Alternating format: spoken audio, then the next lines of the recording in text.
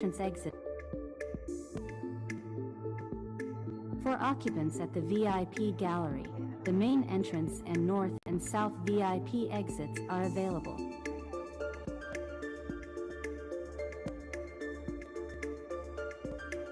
For occupants at the second floor gallery, there are exits available at both sides.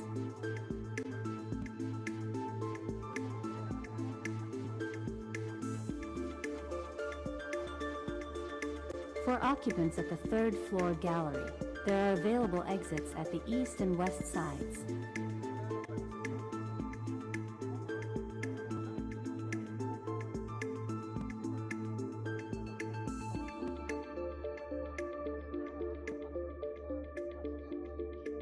In case of emergency, this is the plenary hall exit plan. For guests situated at the rostrum, the nearest exits are at the north and south rostrum.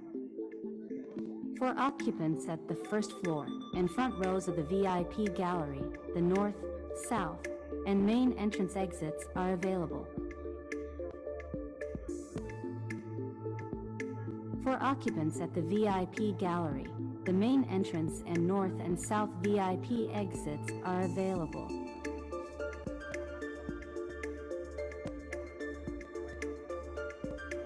For occupants at the second floor gallery, there are exits available at both sides.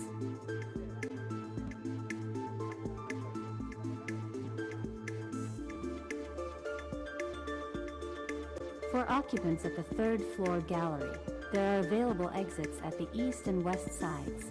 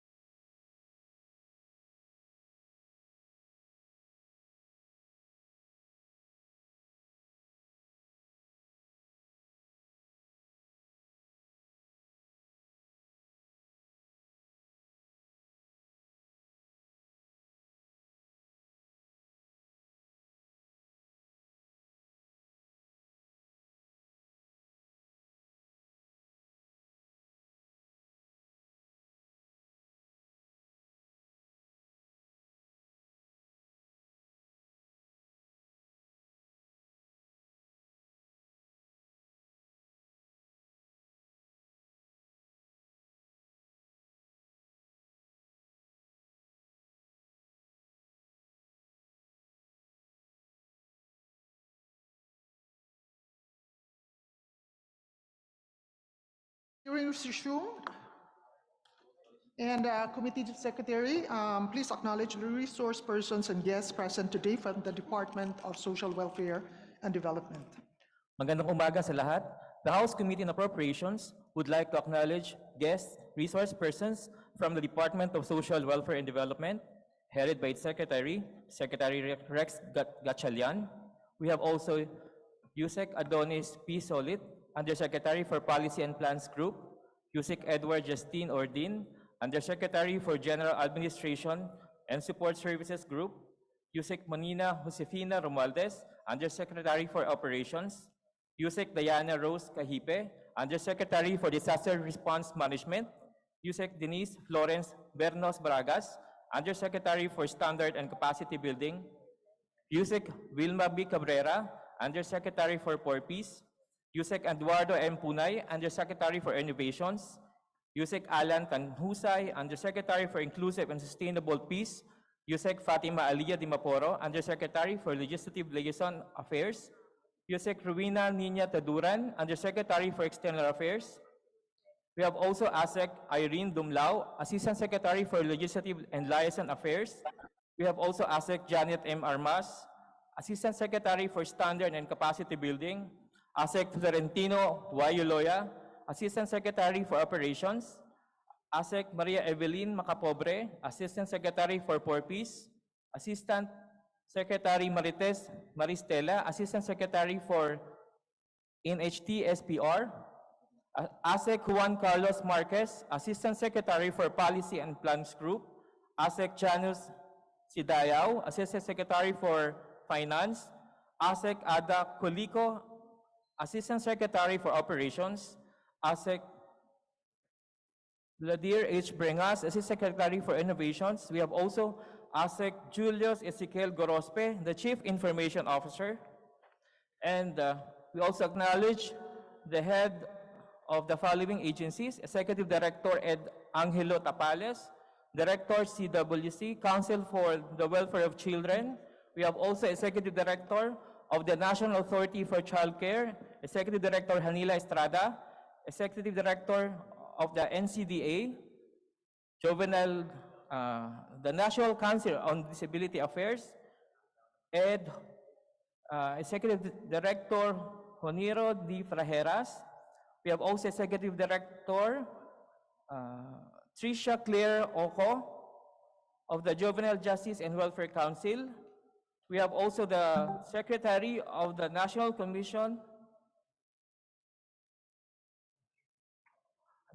Anti-Poverty Commission, Secretary Lupis Santos. We have also the Chairperson of the National Commission on Indigenous Peoples. We have Chair Alan Capuyan, and the Chairperson of the Presidential Commission for Urban Poor. We have Chair Elpidio Jordan Jr. Likewise, may we also acknowledge the regional directors who are present today in this briefing. Likewise, may we also acknowledge the following members present in this budget briefing. We have on the list Deputy Speaker Christine Singson Mihan. We have also Deputy Speaker Isidro T. Ungab, Minority Leader Marcelino Libanan. We have also Senior Vice Chair Stella Luz A. Kimbo, Vice Chair Jose C. Alvarez, Vice Chair Chingbe Bernos, Vice Chair Raul Angelo Gil D. Bongalon. We have also Vice Chair Jocelyn C. Lim Kaichong. We have Vice Chair Ronald Singson, Vice Chair Alfonso Umali. We have also Vice Chair James Jojo Ang. We have Representative Mark Go, Representative Edsel C. Lagman, Representative Agustina Dominic DCTC Pancho. We have Representative Arlene Brosas, Representative Loreto B. Acharon, Representative Wilfrido Mark B. Inverga. We have also Representative Raul Daniel Emanuel, Representative Jardine Jess M. Romaldo, and Representative Khaled Dimaporo. That's all. Thank you, Madam Chair. Okay, so thank you all for coming today, and most especially I would like to thank our former colleague here in Congress and now Secretary Rex Gatchalian of the DSWD and its attached agencies. No? So it is a privilege for me to once again be given the responsibility of sponsoring the DSWD's budget. As I have been doing so for previous years. And I would like also to acknowledge my co-sponsors for the DSWD budget. We have Congresswoman Rachel Arenas, Congressman Eric Yap, also a former Committee on Appropriations Chairman, Congressman Alfonso Boy Umali, Congresswoman Midi Kua for the NCIP, Congressman Ronald Singson, and Congressman Arthur Celeste. So I highly commend our good secretary for being hands-on in tackling the concerns and addressing the needs of the department. His experience as a former congressman and chief executive in the local government unit makes me optimistic that we will have a smooth sailing budget defense for DSWD. Sana. So as you all know, the proposed FY for 2024 national budget amounts to 5.768 trillion. It is 9.5 higher than the 2023 budget and is equivalent to 21.7% of our GDP. And as servants of the people, this amount of money from the taxpayers demands no less than extraordinary diligence from every official involved in the budgetary process. Social services and capacity building are without a doubt the utmost importance in protecting the marginalized and the vulnerable. While the social sector is expected to receive the highest chunk of the national budget for fiscal year 2024, with a 2.183 trillion or 37.9% of the total proposed budget, it is not only DSWD that is included in this. The sectors is composed of health, education, culture, manpower development, and social security, welfare, employment, and other social services. In particular, the DSWD has a proposed allocation of 207,366,494 pesos, or 5.44% higher than the last year's 196.67 million allocation.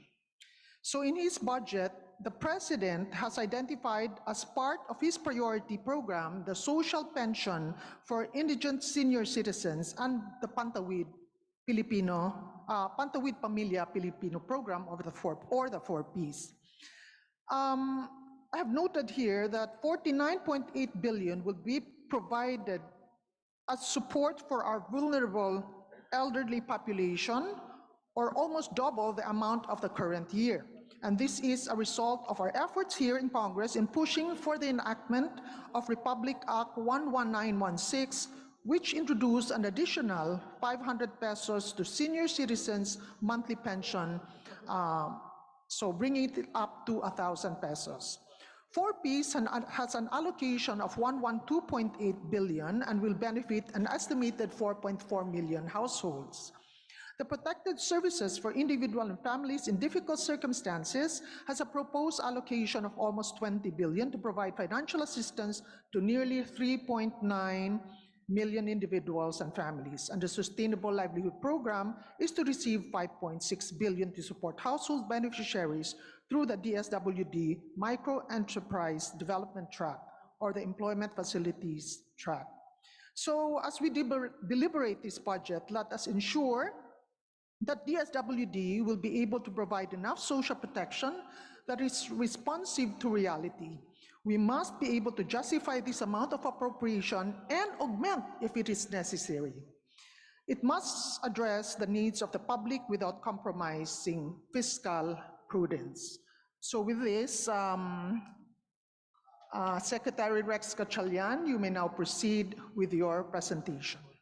Good morning, Madam Chair, to the honorable members of the Subcommittee on Social Welfare of the Committee on Appropriations. Magandang umaga ho sa inyong lahat. Before I start, I just want to put it on record that it's good to be back in the House in a different capacity. Pero iba rin ho pala yung pakiramdam na dito ka sa side na kot hindi ikaw yung magtatanong. That fact is not lost in me and it still feels very surreal. Good morning to everyone. I am honored to have the opportunity to address the esteemed members of Congress, now representing an agency from the other branch of government. I'm here to present DSWD's plans, priorities, and strategies in fulfilling our mission of improving the well-being and uplifting the lives of the poor, the vulnerable, and the disadvantaged members of our society. I'm joined today by my colleagues and co-workers from the Department of Social Welfare and Development and the attached and supervised agencies. Our department is dedicated to promoting social welfare, empowerment, and social protection for all Filipinos. Our mission is deeply rooted in the values of compassion, dignity, and solidarity. We understand that our role goes beyond just providing financial assistance. It is about fostering a society where every individual, regardless of their circumstances, can thrive and contribute to the betterment of our nation. The budget we are discussing today is not just numbers on a spreadsheet. It represents the potential to make a tangible difference in the lives of countless of families and communities across the country. It enables us to implement vital programs and services that addresses poverty, hunger, nutrition, education, disaster response, and more. As we delve into the details of our proposals, I invite each of you to consider the stories and faces behind the figures.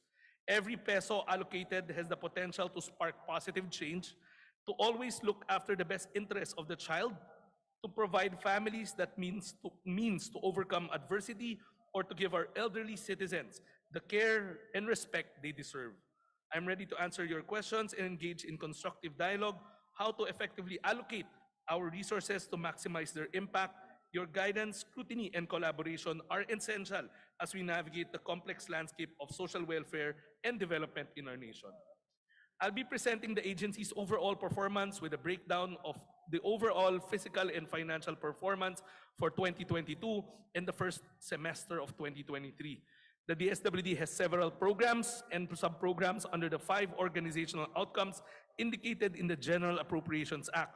For the purposes of this presentation, I shall prioritize the major programs, activities, and projects of the DSWD based on the amount of allotments. Thereafter, I shall present the President's budget for 2024, highlighting the overall budget proposal and then budget proposals per attached agency. I will also talk about the new programs of the Philippine government, the Philippine Food Stamp Program, as well as other programs initiatives. We also included the DSWD program under the 8-point agenda to ensure our alignment with the priorities of the President. In the following slides, we will show the fiscal and financial accomplishments of the DSWD in the implementation of its programs for fiscal years 2022 and 2023, both as of July 2023. This slide displays the department's overall financial accomplishment, including both the current and continuing funds. As of July 2023, we have achieved an obligation rate of 43.47% and a 30.64% disbursement rate. As will be explained later, a significant portion of the funds is dedicated to grants and subsidies. This means that the utilization rate will significantly increase once the scheduled disbursement and catch-up plans during the second semester are conducted. By the end of the year, we estimate that DSWD's disbursement rate would be around 89%, which is an equivalent of around 163 billion pesos. The next slide shows the financial accomplishment of DSWD, Office of the Secretary from 2018 to 2022, covering both the current and continuing appropriations and other releases for that particular year. The significant increase in year 2020 is due to the implementation of the Social Amelioration Program during the pandemic. At the average, our 5-year obligation rate is at 93%, while our disbursement rate is 81.29%. The following slides will focus on the major PAPs ranked by the amount of MOE allocated for each. First is the Pantawid Pamilyang Pilipino Program, or 4Ps, for fiscal year 2022. We have served 98.71% of the target beneficiaries out of a total 100 billion pesos budget allocation. 99.99% has been obligated and 89.82% has already been disbursed. For fiscal year 2023, out of the 94.338 billion pesos budget, approximately 30.74 has been obligated with a 13.46 disbursement rate. Admittedly, this is a bit low because we are in the process of completing the validation and further assessment of the 4-piece beneficiaries who were tagged as non-poor under the Listahanan 3 using our tool called the Social Welfare Development Indicators, or SWD. We hope to complete the assessment process by the end of September 2023 to determine the continued eligibility of the households, whether they should be retained as active beneficiaries or they should exit the program. In case of exit, this will facilitate the integration of new beneficiaries as replacements to reach the target of 4.4 million households. Let me explain that this low utilization is a temporary state, as the DSWD is currently fast-tracking the validation of existing households who are tagged as non-poor by the recent listahanan and the registration or of replacement household to reach the 4.4 million target households by October 2023. We will also expedite the payment for the enhanced support services intervention and facilitate payment of cash grants deficit for pay period 6 of 2017 and 2018. While we do this, it is expected that the incremental operating costs will also increase, which will mean more utilization of the funds. Based on the projected presentation, the 4.4 target will be completed by October-November pay period and will be maintained until December 2023. By then, a total of 96.55 billion, inclusive of incremental operating costs, will be obligated, which will translate to 94% utilization rate. Any unutilized amount can be attributed to the relative low number of households at the start of the year until the payment period 4 of 2023 and withholding of cash grants for households who have failed to comply with the conditionalities under the 4-Piece Act. The second PAP is social pension for indigent citizens. In 2022, the social pension program successfully served 4.052 million senior citizens, which accounts for 99.21% of the total beneficiaries. Out of the total allotment of 24.987 billion for 2022, more than 99% was obligated and disbursed. For 2023, out of the target 4.08 million beneficiaries, the DSWD was able to provide assistance to a total of 3.588 million senior citizens, which corresponds to 87.83% of the fiscal target. The payment, which is semestral in frequency, is ongoing, and we hope to cover the rest of the target beneficiaries soon. For the financial accomplishment, out of the 24.1 billion allotment, 15.03 or 62.13% has been obligated. Furthermore, 13 billion or 53.95% has already been disbursed. For protective services, the majority of funds is for assistance to beneficiaries served through the AIX program. The DSWD was able to serve 5.336 million clients, exceeding the target by 284%. For 2023, the program has already served 2.36 million clients, which represent 139% of its target. Obligation rate is at around 40.88%, and disbursement is at 36.63%. There has been a challenge in utilization of the capital outlay as the procurement for the construction of a building has resulted to a failure of bidding. For the Sustainable Livelihood Program, a total of 240,668 households, representing 125% of the annual fiscal target, has been served in 2022. Out of the 4.3 billion budget, 99.92% was obligated and 98.81% has been disbursed. For fiscal year 2023, the program has undergone a review and is now implementing new guidelines, which has resulted in an initial fiscal accomplishment of 2.85%. However, despite the ongoing challenges, 30.23% of the 5.896 billion allotment has already been obligated, with a commitment to utilize the remaining funds within the year. With the new guidelines, the balance of 2.695 billion allocated for SLP grants is projected to be fully utilized by end of October, as 1.263 billion has been allocated in August, 679 million in September, and the remaining 753 million in October. Specifically, the utilization will be spurred as a result of the following: continued coordination with partners for the fast tracking of approval of partnership agreements, repurposing of livelihood settlement grants for former rebels to in conflict areas, vulnerable areas. The Field Office 1, 3, 8, and 12 have already coordinated and agreed with the Regional Task Force or LCAC, ECLIP Committee and other concerned agencies that if there will be no endorsements of former rebels until August 31, hence the LSG funds will be repurposed to other CVAS and fast tracking of approval or proposal at the regional level. Next is the supplemental feeding program.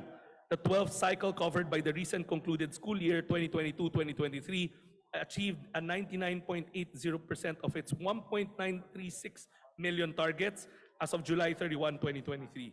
It is expected that the 3,949 children will be serviced by this quarter to complete the 120 days feeding cycle.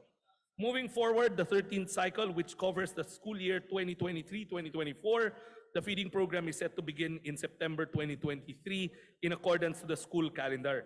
It is expected that the obligation and disbursement of funds will increase as the funds are downloaded to LGUs, National Dairy Authority, and Philippine Carabao Center. Further, payment to suppliers of field offices that conducted regional procurement will commence upon delivery of commodities to the LGU. Next is the provision of services to our clients in residential and non-residential care facilities. Out of the 2022 budget, the program has served 82.44% of its target clients, disbursed 90.40% of its 1.334 billion allocation for MOE. For 2023, a total of 7,153 clients were catered. Of the 1.38 billion allotment, 810 million or 58.61 was obligated. We are expediting the procurement of 48 million 2022 appropriation and 1.1 billion capital outlay for CRCF. We expect to obligate and disburse the amount in the next 5 months. Next is DSWD's Disaster Response and Rehabilitation Program. For fiscal year 2022, a total of 5,399 or 105.9% of the target, 5,098 DSWD QRT members were trained for deployment on disaster response. This overperformance is primarily attributed to the flexibility of some training activities conducted in hybrid setup, wherein participating office sent additional trainees. In the same period, a total of 405,334 or 101.5% of the target poor families were provided assistance for community works, rendered and training participated under the Risk Resiliency Program through cash for work and training. The increase in beneficiaries served in the fiscal accomplishment over target was due to additional targets from regional offices with additional fund augmentation from the central office allotment. Overall, the DRRP fund, we have obligated 99% and disbursed 92.54% of the 2.025 billion allotment for MOE. The capital outlay procurement activities are ongoing, which are targeted to be completed by 2023. For 2023, a total of 2,242 DSWD QRT members were trained for deployment on disaster response. This represents a 90.1% of the total target of 2,400 QRT members trained for the year. In the same period, a total of 76,554 poor families were provided with assistance for community work rendered for trainings participated under the RRP CFWT. This represents 20.2% of the target 379,104 family beneficiaries served for the year. May I note that the first semester of the year is programmed for social preparation, while disbursement of grants are targeted for the third and fourth quarter. In terms of fund utilization, we have obligated 908 million or 39.22% and disbursed 30.79% or 713.49 million of the total amount of 2.31 billion allotment for DRRP. To expedite program implementation and utilization of DRRP funds, there will be continuous monitoring and provision of technical assistance to its field offices and implementing local government units under the Risk Resilience Program to ensure timely implementation of activities as planned. As for the utilization of the allotment for capital outlay, a request for a change of purpose from procurement of mobile kitchen to purchase of vehicles instead shall be facilitated with a target disbursement by December 2023. Next is our provision for technical assistance and resource augmentation program, which advances the functionality or service delivery level of local social welfare and development offices, as well as frontline service providers. For 2022, 100% of the target LGUs were served and 99.98% of the budget was obligated, while the disbursement rate is at 93.53. In the semester of 2023, 1,441 local government units were provided with technical assistance and 601 local government units were provided with resource augmentation. Additionally, 76.66 million was obligated, or around 53.65% of the allotment. I'll now take the opportunity to present the proposed 2024 budget. The budget for DSWD is 207 billion or 368 million 494,000. Of the total proposal, MOOE has 95% allotment, followed by personnel services at 5%, capital outlay of less than 1%. The budget is broken down as follows in this slide. 10.4 billion pesos of personal services, 196.3 billion pesos for MOOE. The increase is mostly attributed to social pension and the inclusion of the new Philippine Food Stamp Program. The capital outlay in fiscal year 2024 amounting to 354 million will be used for the procurement of needed ICT equipment and software. 160,439 million pesos is for the retirement and life insurance premium, or RLIP. We want to highlight that the department has embarked on new flagship programs for the department. The Food Stamp Program, or the Walang Gutom 2027, is one of them. The Walang Gutom 2027 Food Stamp Program aims to decrease incidents of involuntary hunger experienced by low-income households and make them productive citizens of the country. In addition, pregnant and lactating women have also been included in this said program. Through a whole-of-nation approach, the program aims to provide monetary-based assistance in the form of an electronic benefit card that will be loaded with food credits amounting to 3,000 pesos to purchase from a selected list of food commodities from partner merchants and stores. For the pilot implementation, at least 3,000 households who belong to the lowest income decile of Listahanan 3 shall be selected as pilot beneficiaries. The target areas, as recommended by the World Food Program, it has low safety and security risks for personnel and proximity to the nearest accessible location where personnel and supplies could easily be transported. The program is in collaboration with partner merchants such as small and medium enterprises, supermarkets, and mga kadiwa ng Pangulo, among others. The EBT cards can be used to purchase various food items as recommended by the Food and Nutrition Institute. In anticipation to the identification of the food stamp digital platform, the DSWD will adapt the scope, a web-based application developed by the World Food Program used for beneficiary registration, intervention setups, distribution planning, transfers, and distribution reporting. For 2094, the target in the NEP is 300,000 beneficiaries selected from the 1 million food poor households from Listahanan 3. It is noteworthy to point out that the entire pilot will be funded by an ADB grant to the tune of $3 million. This is the sample food basket for the commodities that can be availed using the EBT. The FSP, or the Food Stamp Program, has 5 key features. Targeted, government resources are limited, thus we must ensure that the assistance we provide goes to the proper beneficiaries. Conditional, we don't want to create another dole-out program. As such, we develop mechanisms to ensure that a beneficiary will eventually graduate from the program to prevent welfare dependency. Measurable, we will use the Listahanan or the CBMS coming in next year, which is mandated to conduct household assessments every 3 years or 4 years to evaluate the well-being of beneficiaries if it is improved over time. Whole-of-nation approach, real and positive impact can only be achieved through the convergence of programs of the government and the private sector. Digital, and as per the directive of the President, it will be digital for transparency, efficiency, and ease of use. Upon my assumption into office in February, we have endeavored to innovate existing programs and implement new projects, one of which is the Tarab Basa Tutoring Program funded by the Kalay Seeds KKB.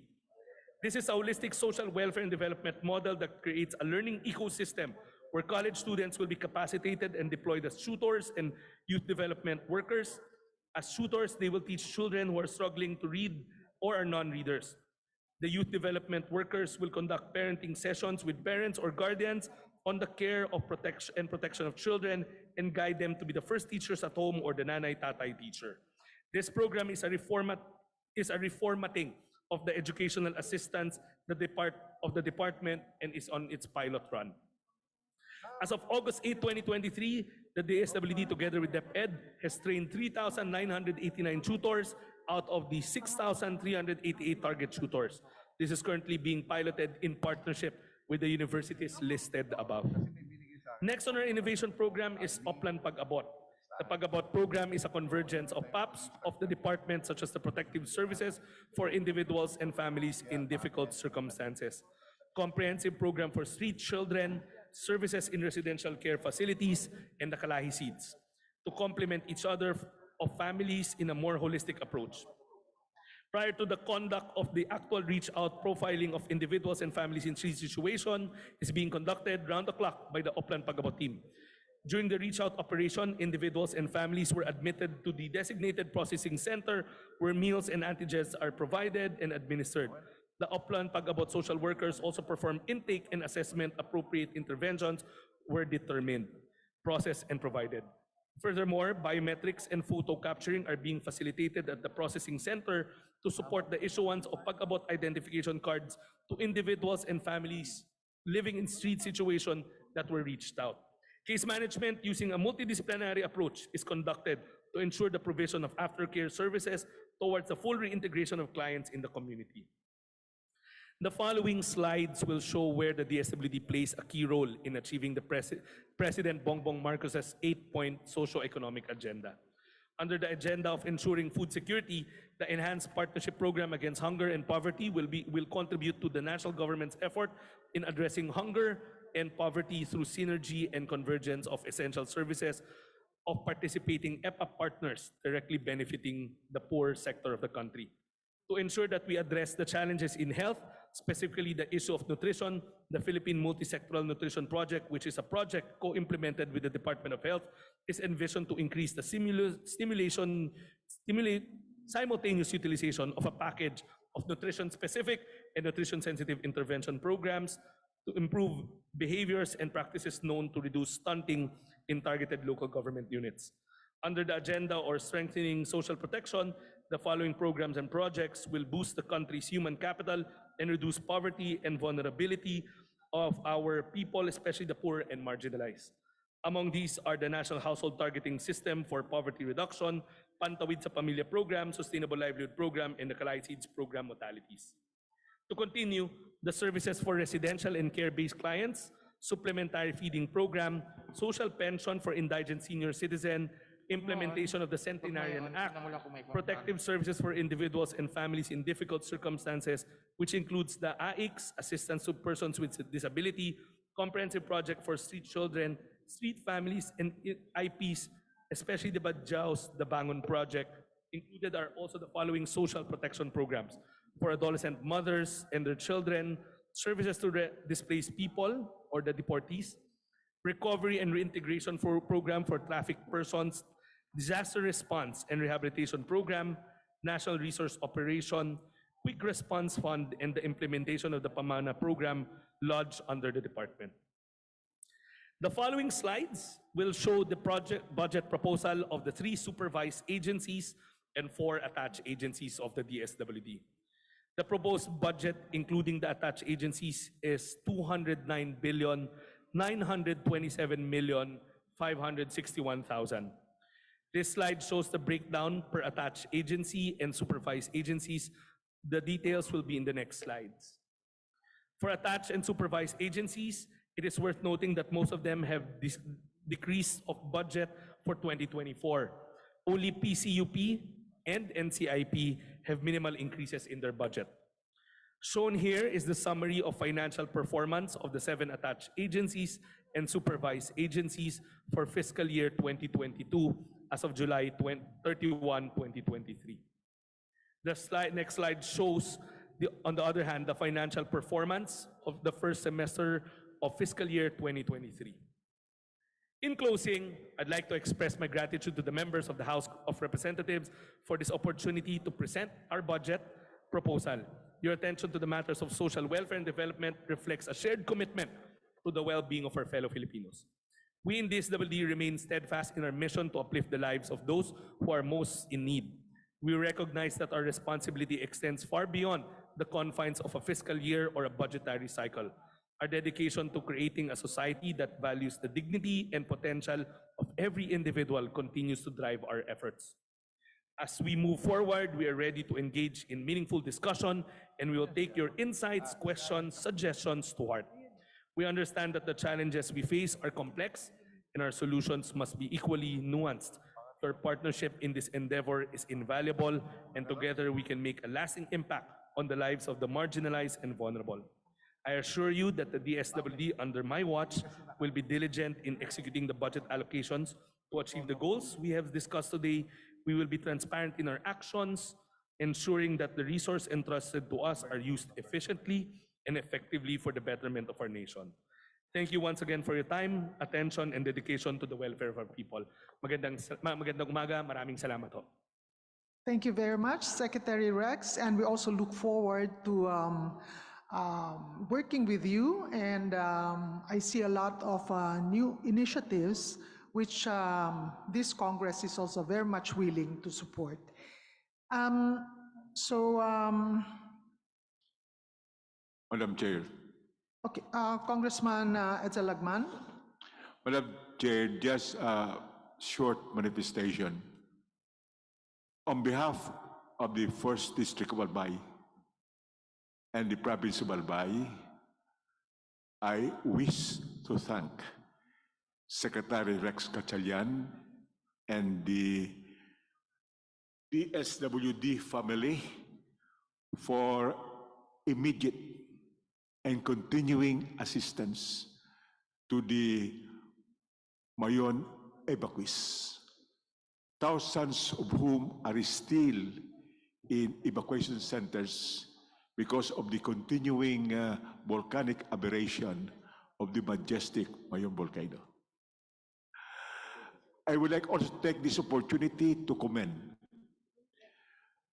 Regional Director Norman Laurio for a splendid performance from the first day of the calamity, together with his regional and provincial staffs and the LGU counterparts.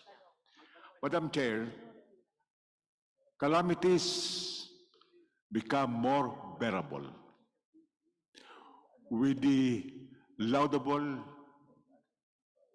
and seasonable assistance of concerned and consensus government officials and personnel.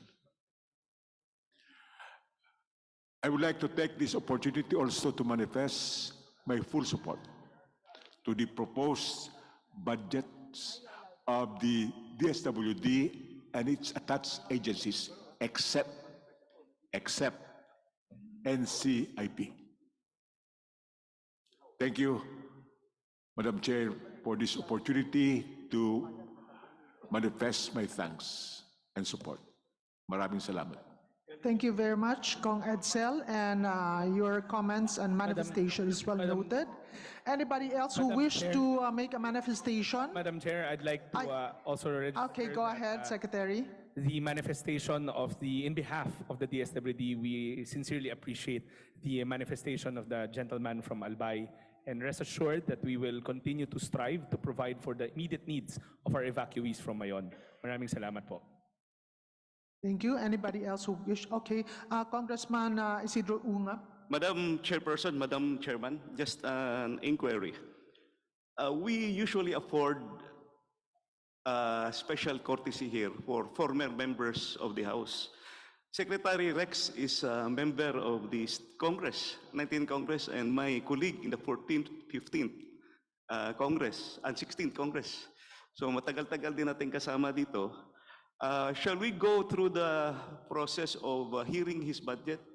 Ang ma-remember ko, the standing tradition here is that we do not ask questions for a former member of the House, at saka for a co-equal branch of government, like the Office of the President, OVP, at saka yung Judiciary. We usually do not ask questions anymore. So tatanong ko lang po if possible ba that we just proceed with the question and answer pagdating na sa plenary. We're moving to that, Congressman Unga, but may we hear from the Vice Chair, Yes. Ronald Singson. Go ahead. Yes, Mr. Chairman. Well, as part of the long-standing tradition, as Congressman Ungab has been saying, tradition and practice of the House of Representatives and the Committee on Appropriations to extend parliamentary courtesy to a former member appointed to a cabinet position in his first appearance to present the budget of his or his department. Mr. Chairman, may I move that we terminate the budget briefing? Mr. Chair, I would like to raise a point of order. Because I understand tradition, and I have no objection with the tradition. Actually, I welcome it. But last budget briefing, linoko mo kami. Supposedly, we let the budget pass in the budget briefing, and then us who have issues that are not resolved are allowed to ask questions in the plenary against the Committee on Appropriations. However, last budget, we have been advised by our majority leader na let's, as much as possible, not ask questions in the plenary. That is the problem we have with this tradition. Papasa namin sila, and then bawal magtanong sa plenary. I have no problems just as long as I can do my job as the 1st District Representative of Lanao del Norte to speak on behalf of my constituency. But since I will not be allowed to speak on behalf of my constituency, I will place it on the record in the form of my point of order so that Secretary Rex can hear it, that the MILF have not been decommissioned in the province of Lanao del Norte. And in the last Congress, when we discussed it with the MILF leaders, ang sinabi nila, ang may kasalanan is DSWD. DSWD is very slow in doing the case studies. So I would like clarification on this, and I will not bring it up here in the budget briefing in favor of tradition, and I will not bring it up in the plenary in support of our majority, but instead I will talk to the Secretary personally. But I would like this placed on the record so my constituents in the province of Lanao del Norte can hear and can see that we are trying to do our very best to ensure that peace will prevail under the BBM administration. Thank you, Mr.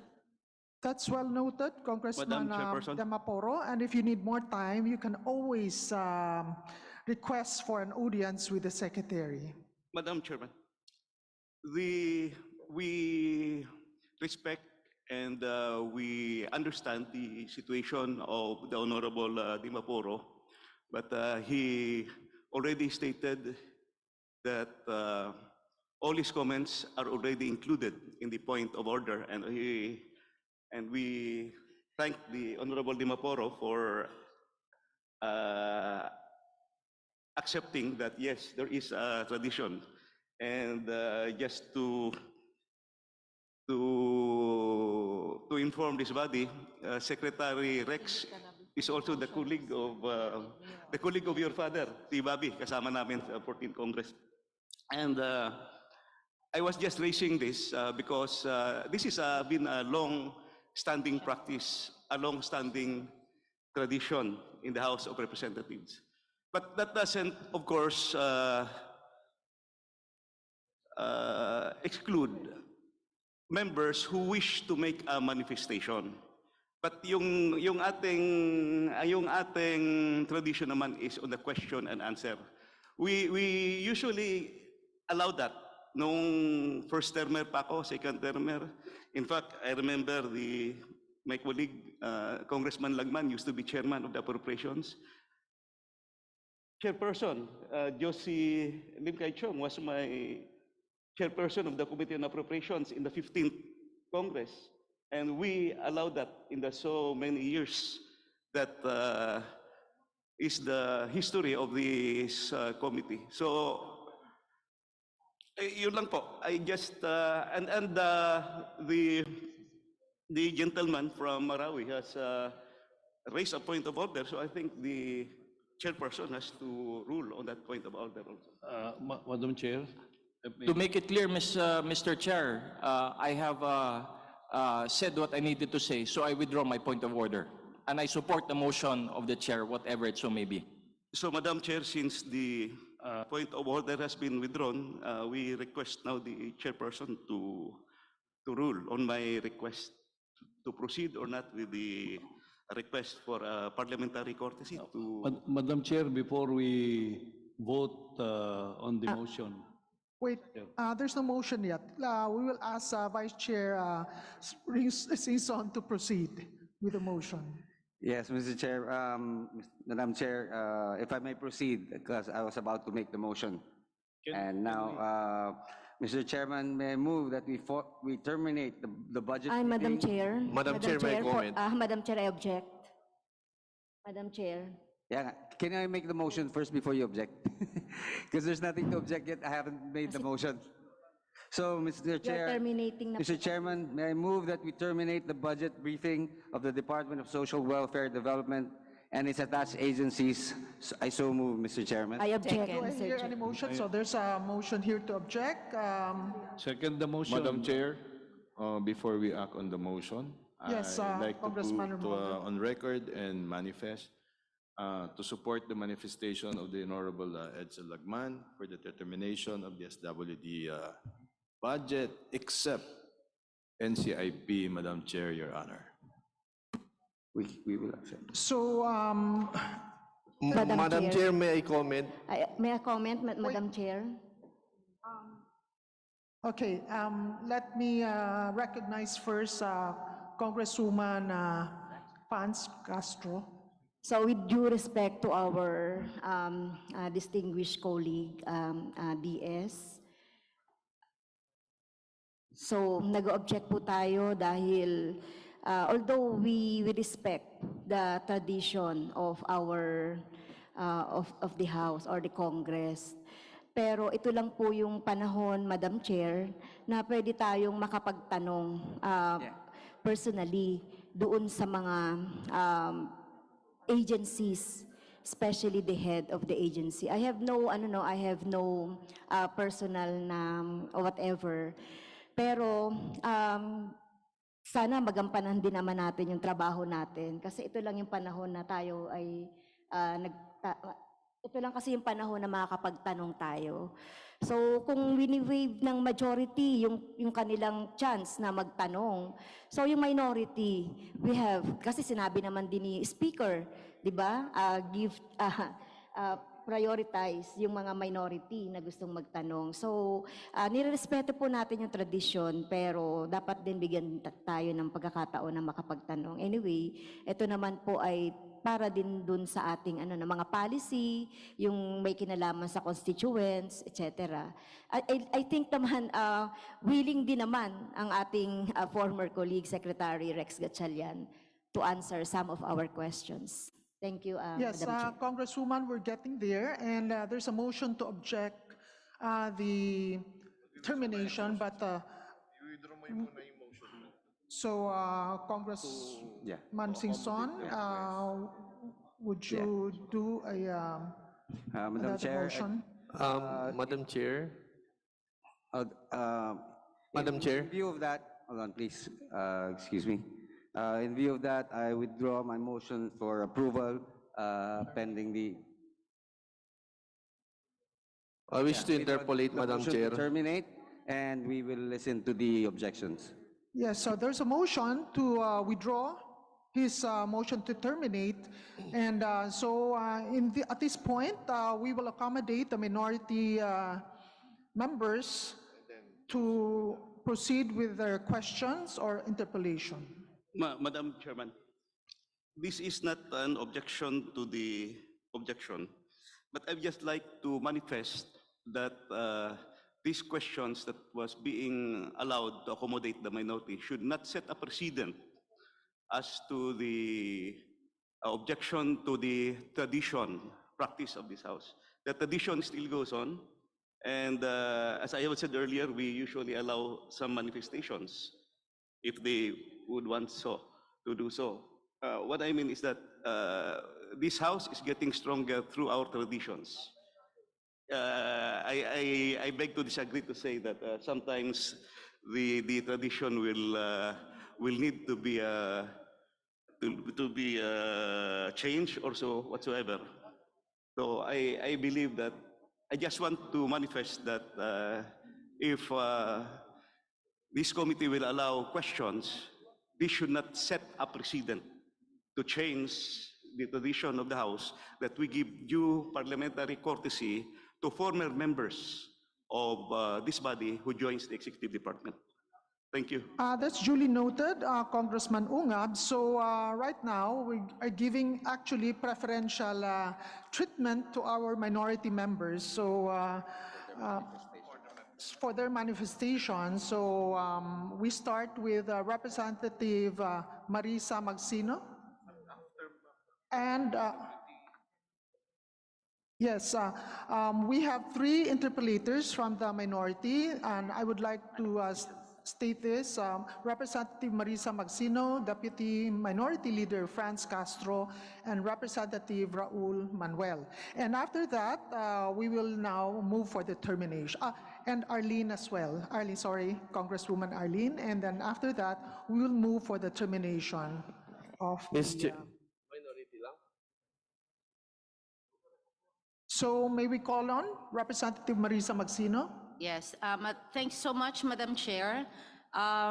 Congratulations, Secretary Rex Gatchalian, for a well-deserved and wonderful organized presentation. It's very comprehensive.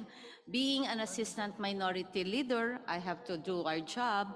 So this is just a clarification from the OFW party list, Mr. Secretary. The DSWD ay meron pong programa, yung social welfare for distressed overseas Filipinos and trafficked persons. Being the representative of the OFW party list, ito po yung aking programa na obvious na interesado ako. Noong 2022 po, ang budget allocation for the program was 174,059,000. Noong naman pong 2023, na-reduce po ito sa 80,908,000. A staggering decrease po ito ng 46.48, so bumaba po ito. Again, sa 2024 naman po, ang proposed budget para sa programa, na-reduce na naman po sa 74,952,000 or decrease of 7.4%.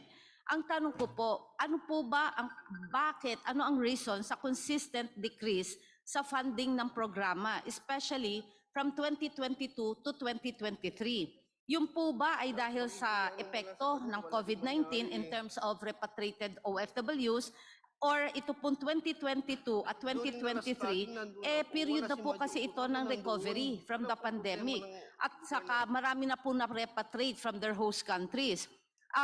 Dapat po, nag-open pa po ito ng more doors of opportunity sa pagtulong sa ating mga OFWs.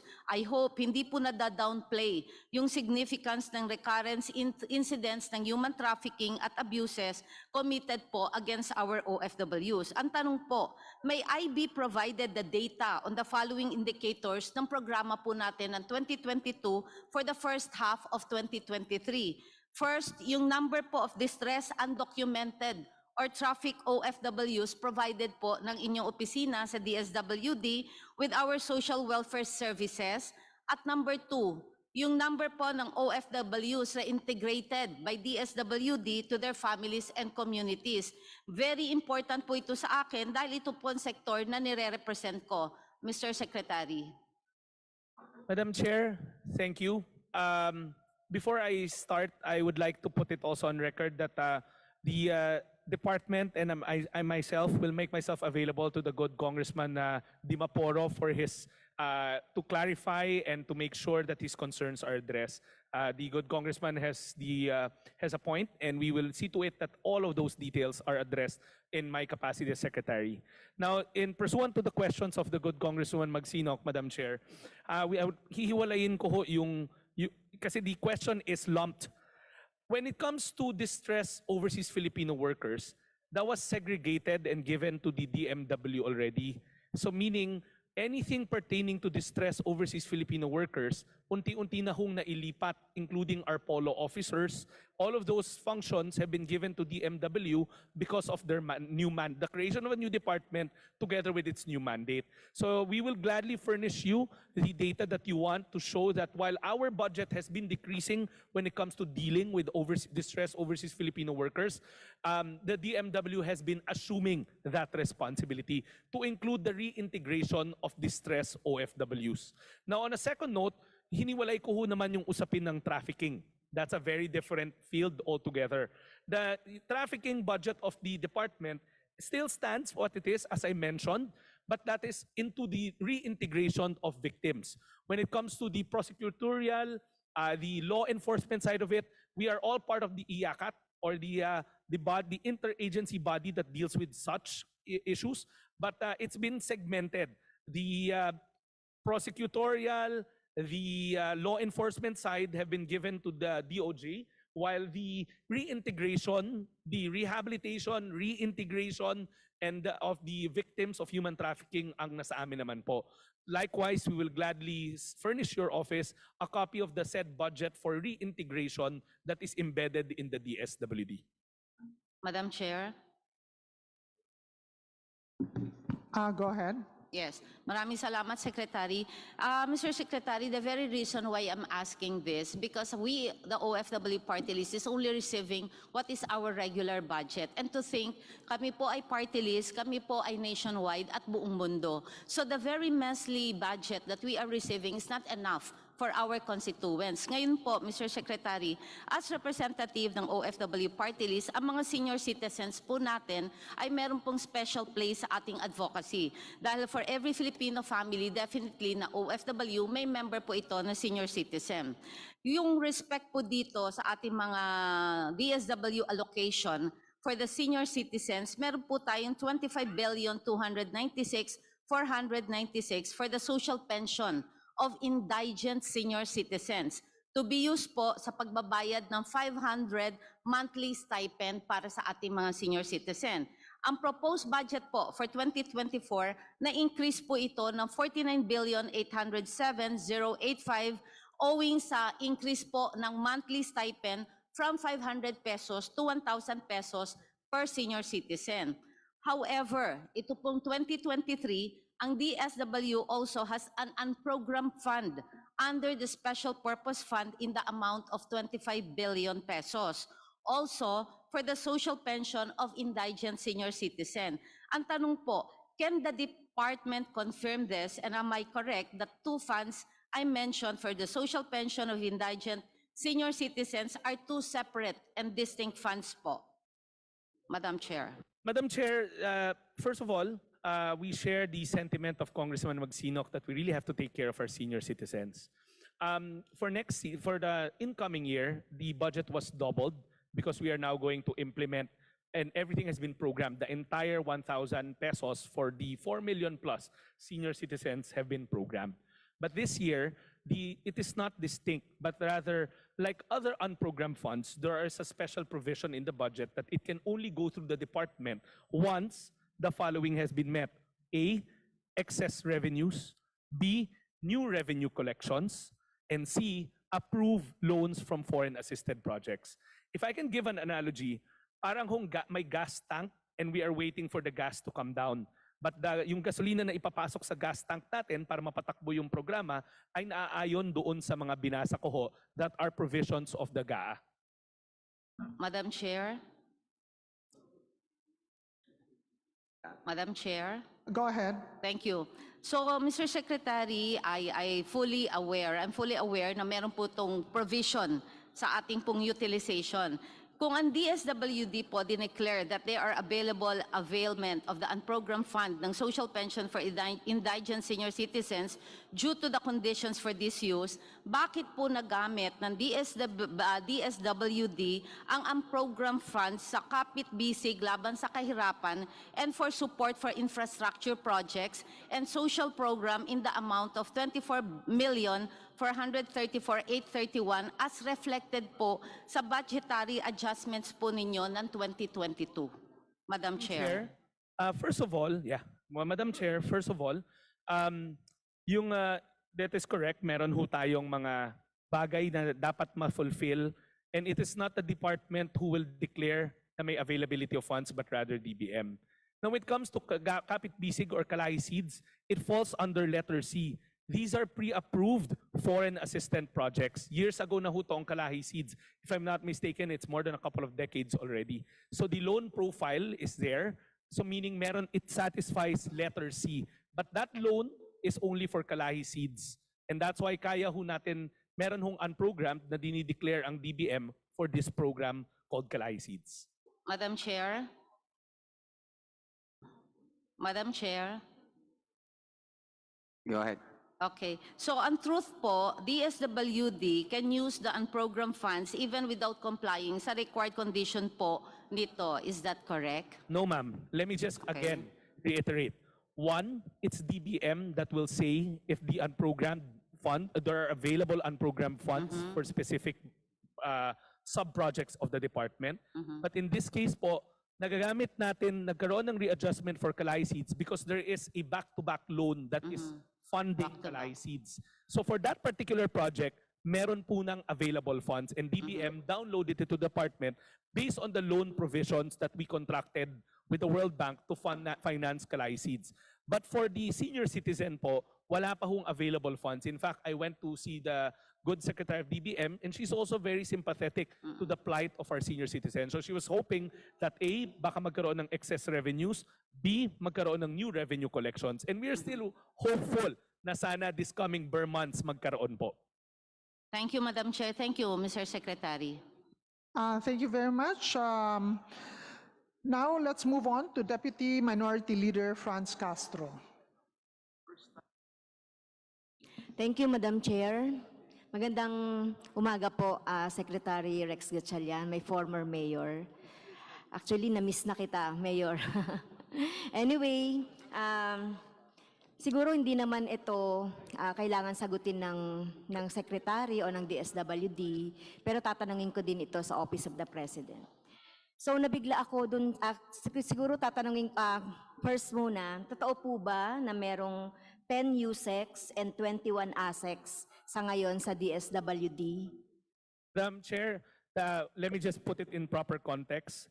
Yes, there are 10 USECs and there are 20 ASECs. We are currently in the process of streamlining some more, and we seek the indulgence of the Office of the President and our good Congresswoman so that we are in the process of realigning the functions of the department.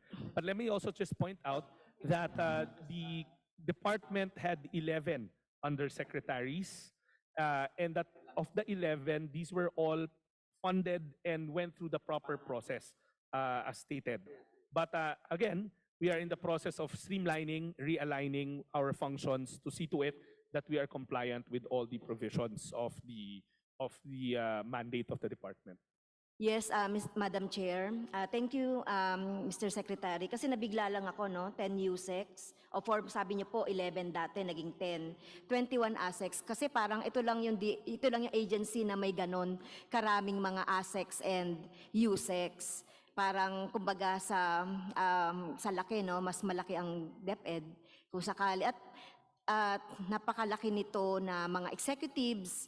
Dahil kung akong titingin po, dapat mas magandang maibigay po natin yung pondo para doon sa mga talagang nasa ground na magtatrabaho, yung mga social worker. So, kailan po natin maasahan, Madam Chair, Mr. Secretary, yung inyong pong pag-aaral on streamlining? Madam Chair, we're currently doing it. But let me also point out that in the family of departments, the DSWD has one of the largest bureaucracy to manage. We have 34,000 employees as we speak. and bureaucracy, and it also manages probably one of the largest pagdating sa MOOE and grants. And we run multiple programs in the department. Yes, we are working on streamlining. Second, we also want to put into account those details that we run a very big bureaucracy and we run multiple programs, but rightfully so, we will review and we are currently reviewing it already. Okay, so I remember also that the DSWD has the largest number of JOs and COs. So have you made them permanent na or regular? So what is your plan? So that yung iba nating mga JOs and COs ay ma-permanent na. Madam Chair, Congresswoman Castro is correct. In fact, that is one of the pressing issues that we went to work with nung pumasok kami sa departamento. If I'm not mistaken, around 65%, correct? Of our, 65 ba? Yeah. Around a big chunk of our employees are contract of service, and we sympathize with them. We continue to make representations with the Department of Budget and Management so that we can be accorded and allotted more regular positions so that we can make sure that those hardworking employees become regular employees of the department. Kasi Madam Chair, Mr. Secretary, when we had the briefing kasi with the DBCC, sabi nila it's up for the department to request. Ang dami pong mga unfilled position, it's up for them to request yung mga kinakailangan. Madam Chair, we have continuously made representations, but we also understand that because of the tight fiscal space, hindi ho lahat na pagbibigyan. We get some from time to time, but unfortunately, hindi ho enough to cover for all our deserving job order or contract of service employees. But rest assured, Madam Chair, that we will continue to strive to make our workers, to provide security of tenure to our workers, especially those that have been with the department for quite some time already, in providing specialized services in our care facilities, in running the 4-piece program. We sympathize with them, and we will continue to work on that notion.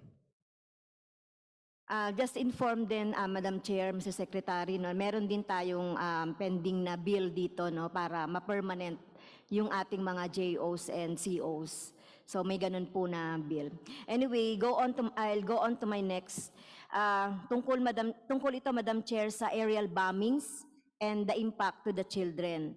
Nitong mga nakaraan, sunod-sunod yung aerial bombings na sa iba't ibang probinsya tulad sa Kalinga, Oriental Mindoro at marami pa na nagdulot ng pagkasira sa mga tahanan, paaralan at kapaligiran.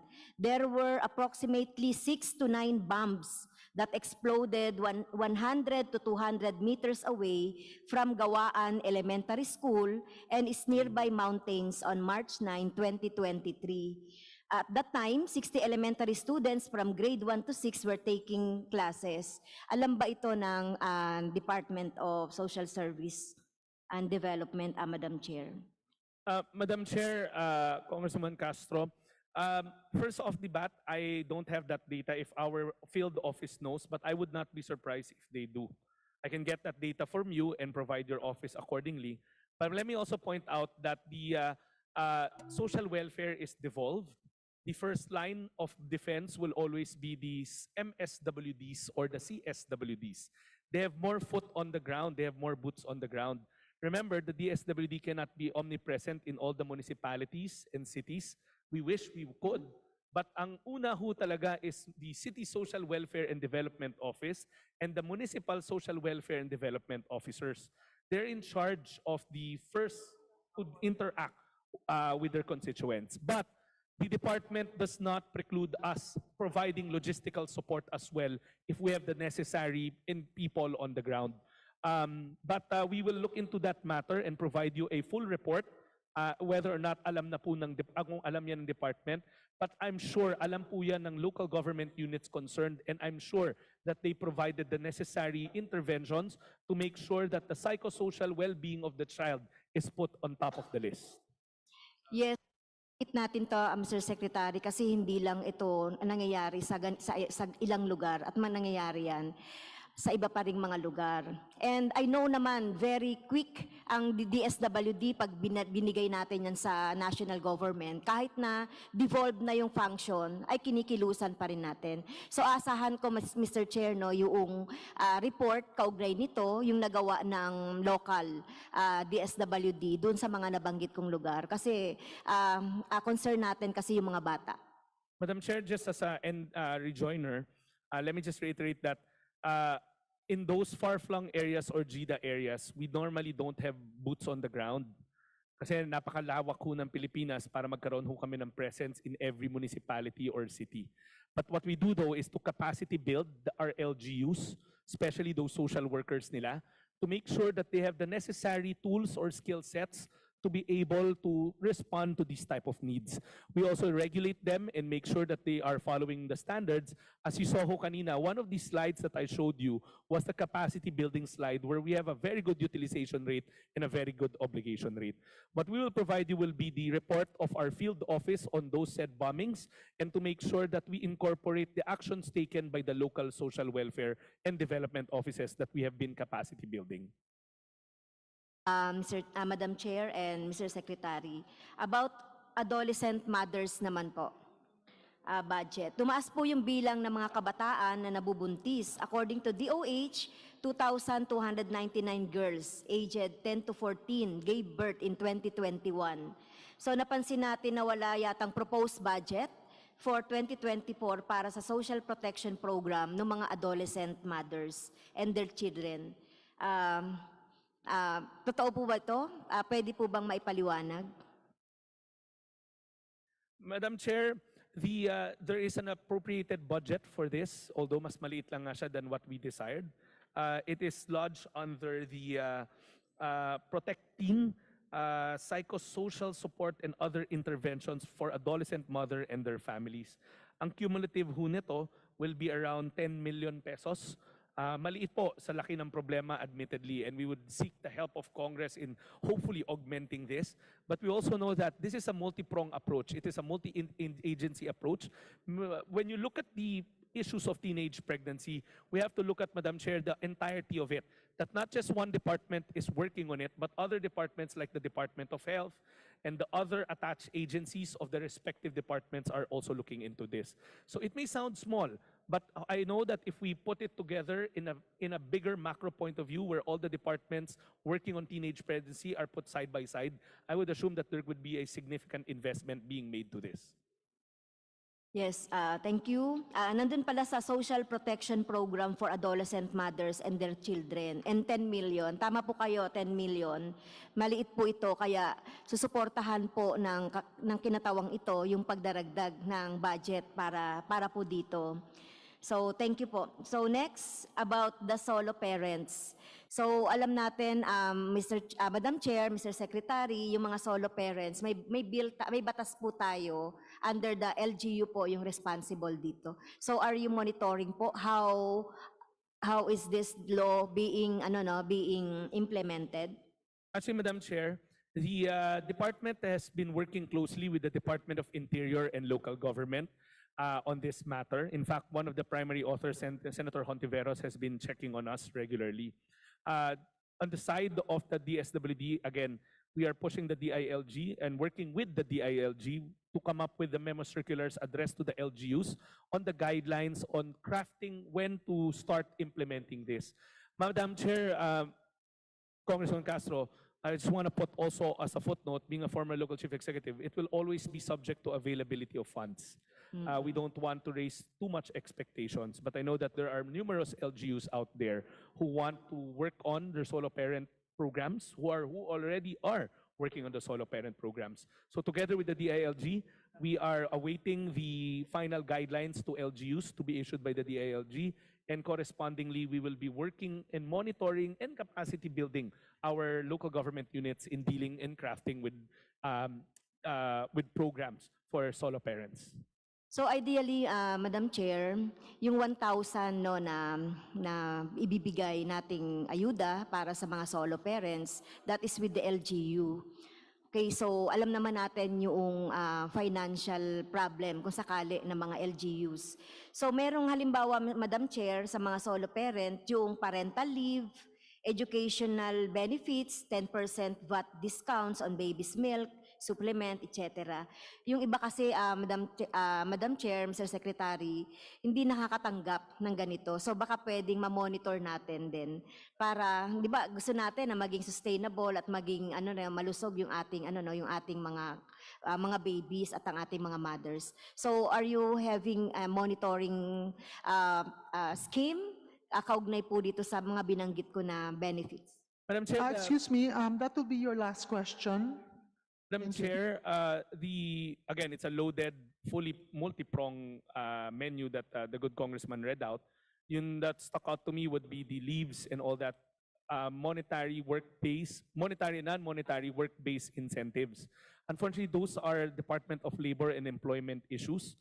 But what I can assure the good congressman, Madam Chair, is we will see to it that when it comes to social protection, coming in with other type of interventions, outside the workplace, the department is already doing it and will continue to do it. Okay, thank you very much. Thank you, Madam Chair. Before we proceed to the next interpellator, I would like to acknowledge the presence of our minority leader, Congressman Marcelino Libanan of 4Ps. So go ahead, Congressman Raul. Thank you, Madam Chair. Good morning, SecRex, and to the whole DSWD family. Ang unang tanong ko po, Madam Chair, ay address sana sa NAPC. So, to any or the officials of NAPC. Tanong ko po, Madam Chair, ano ang posisyon ng NAPC kung magpapataw ng dagdag ng mga buwis na maapektuhan yung ating mga mahihirap na mga pamilya?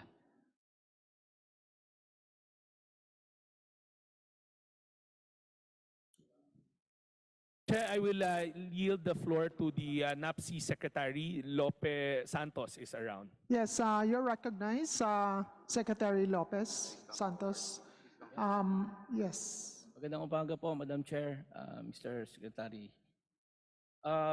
Sa punto po ng mga usapin ng ganito, ito po ay pinag-uusapan po ng komisyon at kasama po dito sa talakayan ang mga batayang sektor bago po gumawa ng posisyon. Subalit, klaro naman ang mandato ng National Anti-Poverty Commission na ang mga polisiya na magkakaroon ng epekto sa mga mahihirap ay dapat pag-aralang mabuti at talakayin kasama po ang batayang sektor, ang pamahalang lokal at ang national government. So yun po ang posisyon ng NAPC. Maraming salamat po.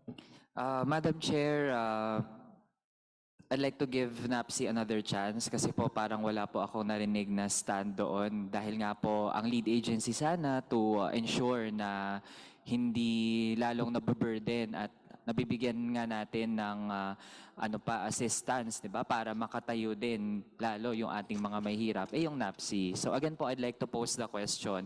Sa ngayon, ano ang opinion ng NAPC sa dagdag na mga buwis na makakaapekto sa mahihirap? Go ahead, Secretary Santos. Yeah, as I said, Madam Chair, the position of the NAPC should be discussed properly in the commission, and whatever the position and decision of the NAPC as a commission together with the basic tech sector shall be relayed accordingly. Sa NAPC Secretariat, our mandate is to facilitate and recommend converge policy programs for poverty reduction program. So mahirap pong magsabi kaagad ng posisyon sapagkat kailangan po namin itong pag-aralan ng mabuti.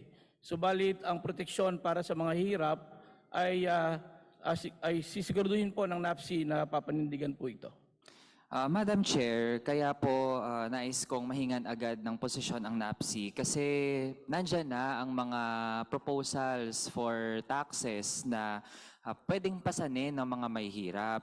Ngayon po, if we have all sorts of whole of nation in virus problems, bakit po para bang hindi ko maramdaman yung whole of nation in terms of addressing poverty? Lalo na po, edi nandyan naman sana yung NAPSI para magbigay ng kanilang opinion. We invite NAPSI sa ating mga deliberation sa mga panukalang batas na may epekto po sa mga may hirap. So, when can we expect at the soonest time possible na makapagbigay po sa atin, sa opisina natin, ng position paper ang NAPSI? Madam Chair,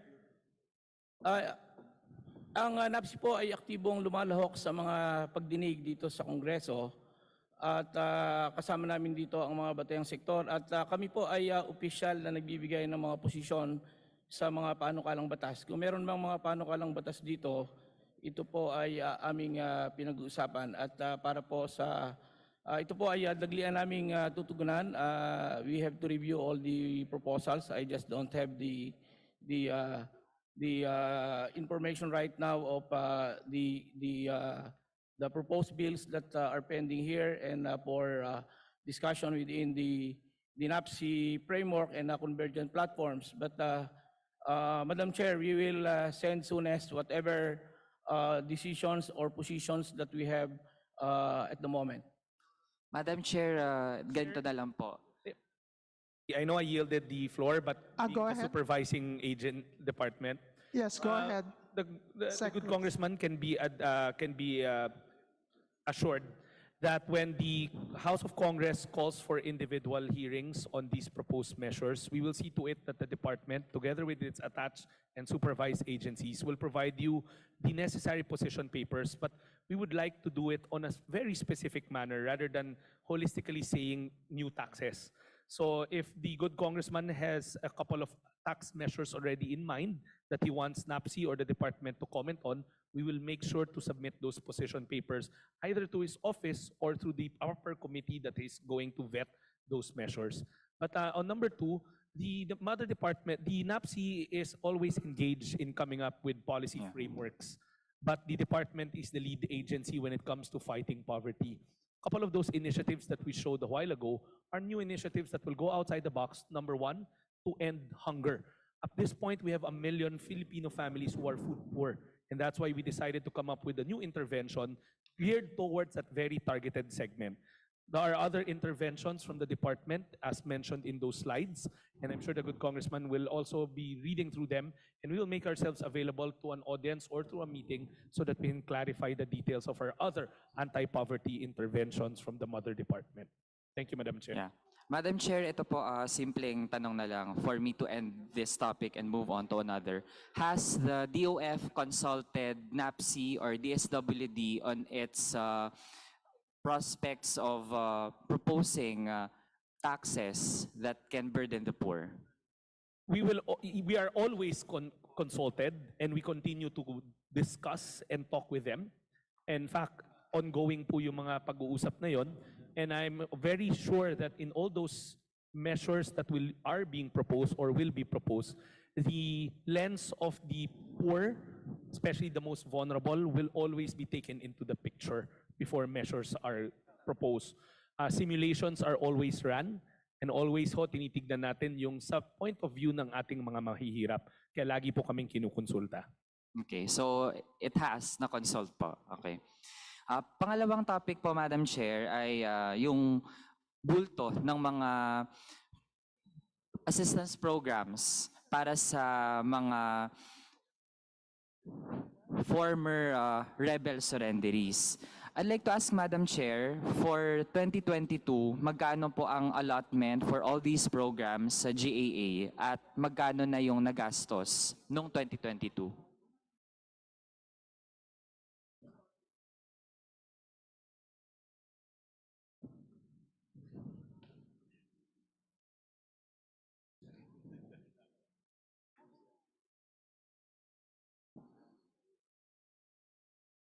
Madam Chair, again, let me contextualize the answer.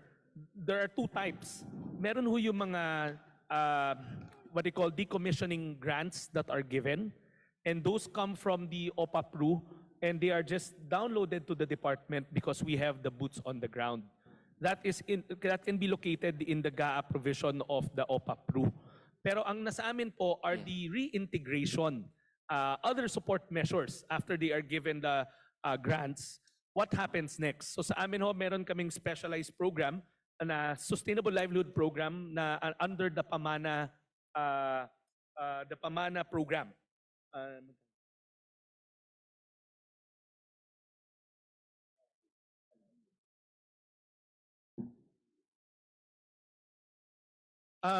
When it comes to reintegration, they're all spread across the different programs of the department. Meron ho tayong matatagpuan tulad ng sinabi ko kanina na nasa Kalahi Seeds. Meron ho tayong matatagpuan sa Sustainable Livelihood Program. Meron din ho tayong naka-lodge sa mismong Project Management Bureau when it comes to social protection.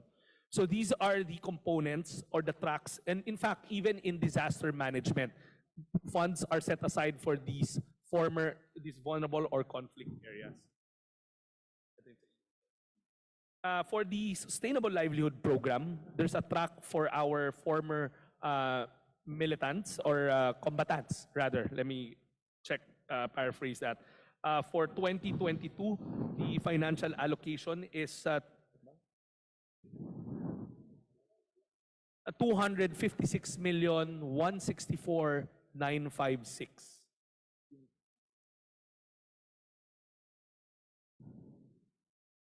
For 2023, for the same SLP program, it has been allocated 312,070 million. So ito yung sa track natin in providing sustainable livelihood for our communities or individuals who used to be former combatants. For 2024, Madam Chair, magkano ang proposed budget for the SLP? SLP, Madam Chair, let me qualify. SLP as a whole or SLP po that pertains to this segment? I'm pertaining po dun sa SLP for the former rebels or yung mga rebel surrenderies.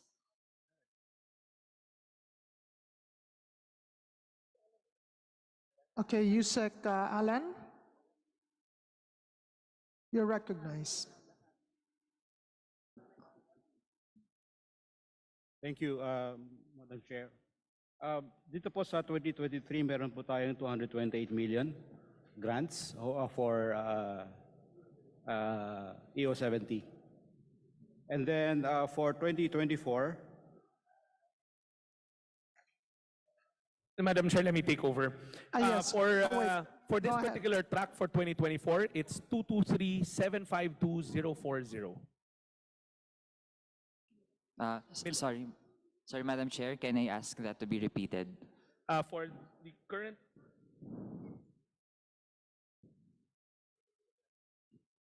Okay. Yeah.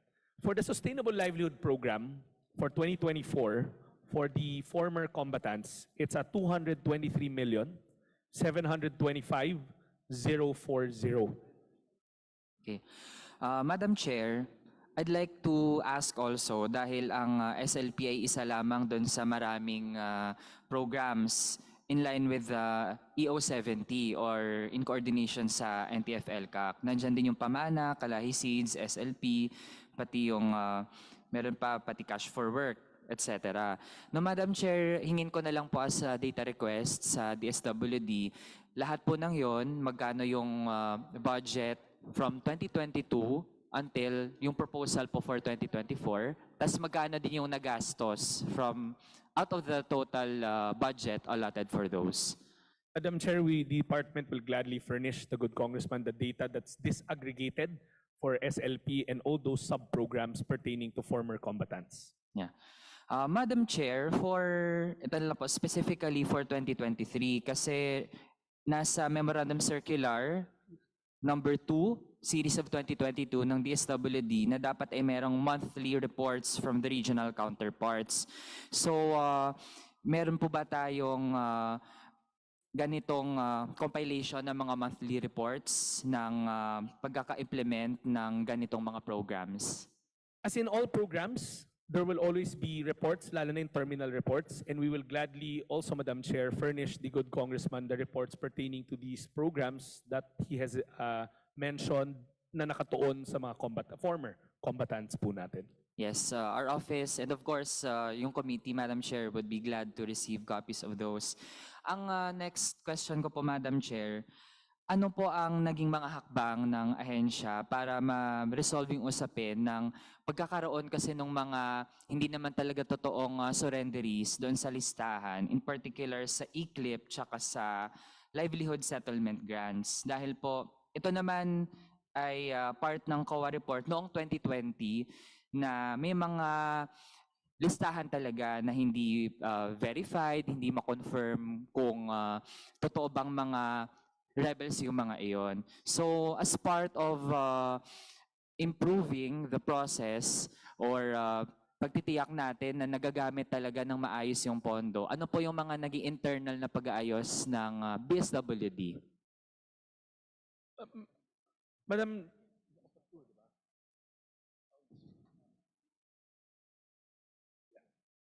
Madam Chair, let me just clarify that the list of these former combatants do not come from the department, but rather come from OPAPRU and the and LCAC, depending on which program. The department has no way of verifying it again and again because we don't have that technical expertise. That is not our mandate and it is not in our jurisdiction. We rely on these specialized agencies to give us, we would assume regularity in the list that they give us because we would assume that they have the data and that they have gone through the vetting process. Ang sa amin lang po is to make sure that we do the payout, we do the support programs, and we do the case management after. Madam Chair, I would strongly suggest to DSWD na hindi po mag-presume ng regularity given nga po na multiple instances nang nakita na hindi po talaga reliable yung mga listahan. Kahit po random sampling, no? Ako may background po ako sa math. I think pwede ko ma-suggest yun, mag-conduct ng random sampling ang DSWD para man lang ma-check natin yung listahan. Would DSWD be willing to take on such suggestion? Madam Chair, that is something that we will look into, but off the bat, we don't have the technical expertise nor the know-how to go about such. Our social workers are tasked to do the post rather than the pre, and for us to go about doing that will be saddling our social workers with more work that is beyond them already. But rest assured, we will look into it. We will talk to the partner agencies, take it up with them to see the severity of this notion. But just as a footnote though, the department would always take a position of regularity given that we all work from the executive department, and for us to start questioning the validity of their reports will cause friction among the departments, more so that again, they have the technical expertise and we do not have the technical expertise. Marunong kami naman po ang departamento na marunong rin umamin kung hindi namin alam at hindi namin kaya, kesa po magmagaling kami sa isang bagay na hindi namin kaya naman. Madam Chair, to end the topic, dahil nga napatunayan na meron talagang mga pinapalitaw na rebelde di umano, pero hindi naman, at gawa-gawa, photoshopan ng mga picture. And dahil budget po ng DSWD ang pinag-uusapan, the agency should ensure na nagagamit wisely yung pera para talaga sa mga intended na beneficiaries. Now, last point, Madam Chair, ay magkano naman yung budget natin for educational assistance? Can that be your last question as well? That would be the last, Madam Chair. Madam Chair, there is no specific, if you look at our general appropriation or the menu or the items, there is no specific entry for educational assistance that is embedded in our assistance to individuals in crisis situation. Hindi ho siya standalone program, but rather kasama ho siya sa menu ng AIX po natin. Yeah. So to cap, Madam Chair, I really hope na mapalawak pa natin yung coverage ng educational assistance under AIX, and I as youth representative would strongly support na madagdagan po ang pondo para sa educational assistance dahil sobrang kailangan po ito ng ating mga kabataan. And of course, with improved mechanisms from DSWD para po maging efficient yung distribution. Yun lang. Thank you, Madam Chair. Thank you very much, Rep. Manuel. Now to our last minority member to ask question, Congresswoman Arlene Brosas, you're recognized. Thank you, Madam Chair. Maraming salamat, Madam Chair. Greetings to Secretary Rex, ayan, at the DSWD family.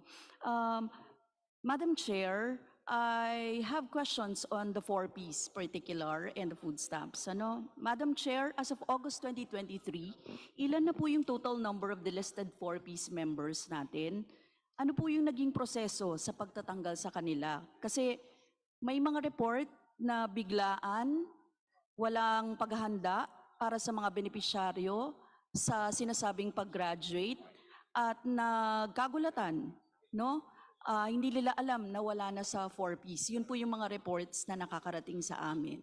Madam Chair, thank you for that very timely question. As shown in the slides a while ago and in the narrative, there is a low utilization rate for the 4Ps program at this point in time because we impose a moratorium on the delisting. The Congresswoman is correct. There was a large swath of 4Ps beneficiaries that were delisted, but it wasn't haphazardly done by anybody. Sumunod po sa proseso yon. Let me just give you a time context. In 2019, listahan ng 2019-2020, listahan ng 3 was conducted. Those were the COVID lockdown years. Now, in that point, I'll just give you the rough numbers, ma'am. Meron ho tayong 700,000 na hindi na-evaluate at all. They were not evaluated because nga nag-lockdown na and our evaluators couldn't go out. Number 2, there were 700,000 that were initially tagged as non-poor dahil nga they no longer meet the indicators in the Procemeans test. But after the lockdown, the 700,000 came back to the department and said, after the COVID, humira po kami ulit. And rightfully so. Alam naman natin na yung dating nakalabas na sa kahirapan, bumabalik sa kahirapan dahil sa lockdown at sa masamang effect ng lockdown. Secretary and your colleague now, Congressman Tulfo, had the good sense in him and the heart in him to order a reassessment of the 400, these two groups na lumalabas 1.4 million. He did it because he believed that, yun na nga, iba na ang litrato ng kahirapan, kaya dapat ribisitahin natin sila. So namana po natin yon, yung proseso na yon, and come May of this year, unfortunately, a big chunk pa rin nila, close to 55% of those pa rin, are coming out na non-poor pa rin. So despite the fact na binisita na natin sila ulit, ginamit na natin yung Procemeans test ulit, hindi pa rin ho natin nakaka-capture. On the ground, the regional directors are saying, mahirap pa rin ho tong taong to. But we also have to remember not to go to the very technical side of it. The Procemeans test is very math-based and very table-oriented, meaning, ano lang yan, it's a tool that's widely accepted, but in this case of circumstances, hindi niya na-capture because nag-iba nga yung anyo ng kahirapan. So what did we do to answer your question? Madam Chair, we put a moratorium on delisting. The 1.4 million Filipinos right now are no longer being tagged as non-poor, and instead, we all agreed in the department to use another tool that is inside the department for years already. It's called the SWD, the Social Welfare Development Indicators.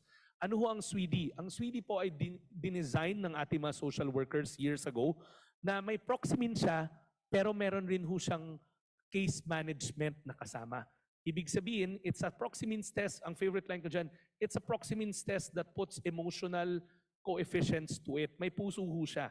So right now, we are doing the SWD test to the 1.4 million Filipinos to make sure, Filipino families, to make sure that they actually are poor or not poor.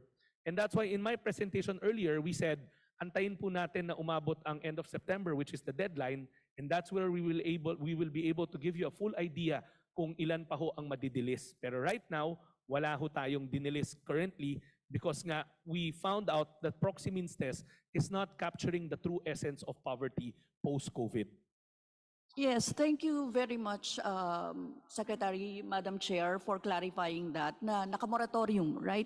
Hintayin natin ang September. Yun ang... Madam Chair, yes.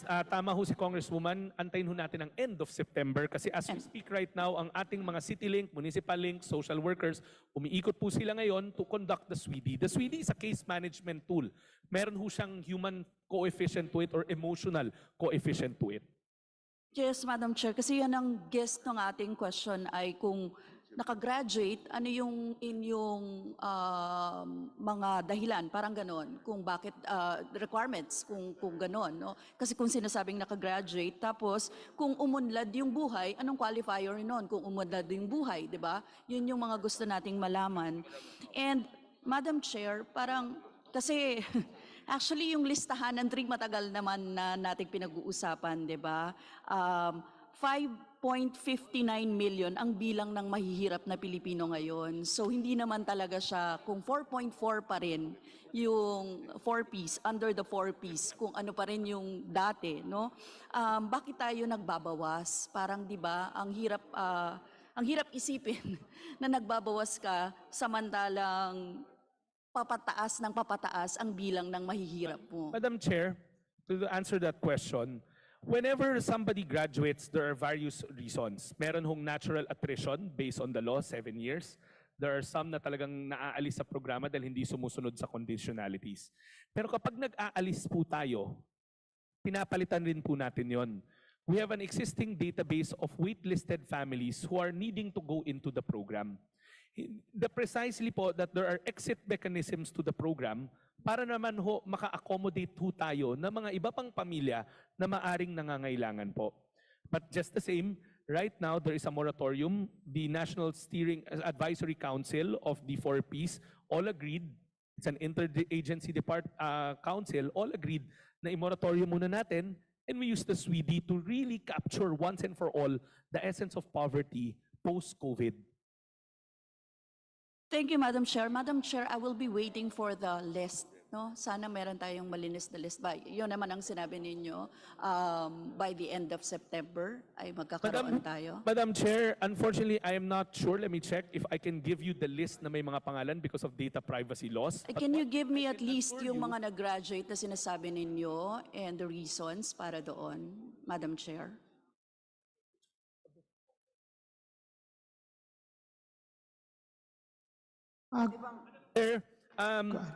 Let me just check on if we are allowed to give individual members a list. But remember, meron hong oversight naman ho ang Congress in this law.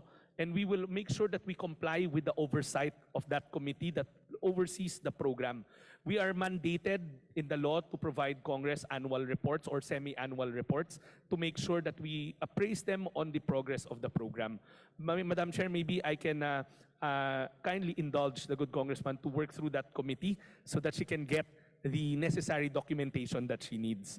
Except that the only reason why, but let me check again with the legal department if this will be covered by the data privacy, because giving out individual information, even of graduates, might not be allowed on a individual request.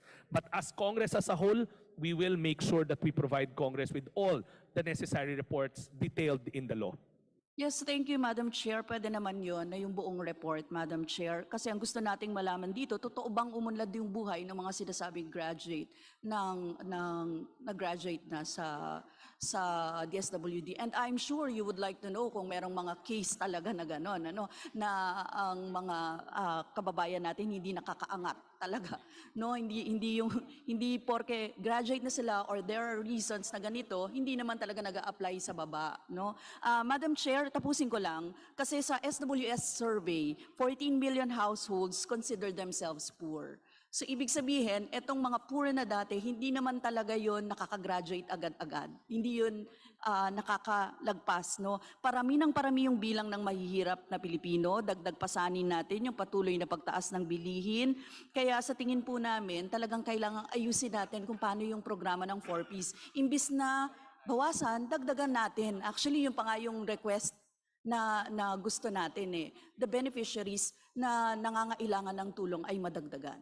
Madam Chair. As an answer to that, ulitin ko po, we are always in support of notions or moves to add to the 4Ps members, but we are also capped in the GAA by 4.4 million.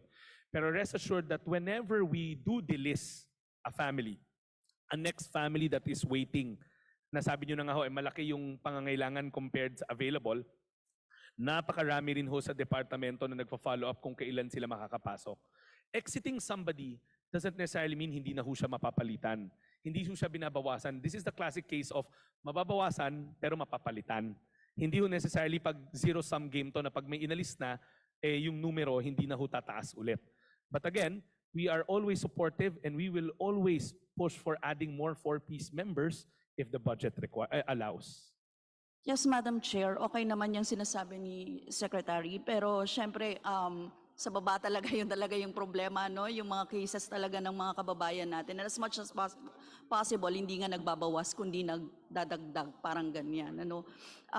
Madam Chair, I will go on to my next questions. Ito yung tungkol po sa food stamp program, no? Madam Chair, ano-ano yung mga DSWD accredited retailers na pwedeng paggamitan itong electronic benefit transfer cards ng food stamp program? Madam Chair, at this point, we are only running it in a pilot. The pilot is fully funded by the ADB through a $3 million grant. And sila po ang nag-a-accredit kasi the money doesn't go to the department, but from ADB, it goes straight to the WFP or the World Food Program. We created the design with them, pero sila ho ang implementing ng lahat. Pero at this point, ang ginagamit natin sa pilot sites are ang mga kadiwa ng mga pangulo, ang kadiwa ng mga pangulo na pinatatakbo ng mga agri-co-ops. Kasama po sa programa na to yung creating a whole ecosystem of farm to table. Alam po natin na marami sa ating mga magsasaka, 40 to 30% of them ay nababahagi rin sa mahihirap nating sektor. Kaya nga napaka-importante na we provide the necessary marketplace for them. Ang mandato ng ating Pangulo nung kanyang binigyan yung provisional na approval niya para sa programa na to, siguraduhin na yung mga maliliit nating mga kadiwa ng mga Pangulo, yung mga kadiwa na standalone na ang nagpapatakbo, mga agri-co-ops, pati na rin yung ating mga MSME ang magiging una sa ecosystem na tinatayo natin kung saan tayo hahango ng saan hahango ang ating mga beneficiaries ng kanilang bibilin. Pero right now, Madam Chair, it's just the kadiwa ng mga Pangulo ran by agri-co-ops and farmers ang ginagamit. So, Madam Chair, I believe na 3,000 kada buwan ang ibibigay na food credit sa ilalim ng FSP. Maari bang malaman ano ang batayan ng 3,000? Kasi sa taas ng presyo ng mga bilihin, sa totoo lang, hindi naman sasapat yung 3,000. Maaring tumagal lang din ito ng 2 linggo sa isang pamilya. Madam Chair, first of all, the department will always rely on our data crunchers sa Philippine Statistics Authority. At this point, nung nagpa-orient kami sa kanila, ang definition pa rin ng food poor ay ang mga pamilya na aayon sa PSA na hindi kumikita na lalagpas sa 8,000 kada buwan. Ang layunin po ng programa, alam po namin, ma'am, Madam Chair, hindi kakasya ang pondo ang food credits na binibigay natin.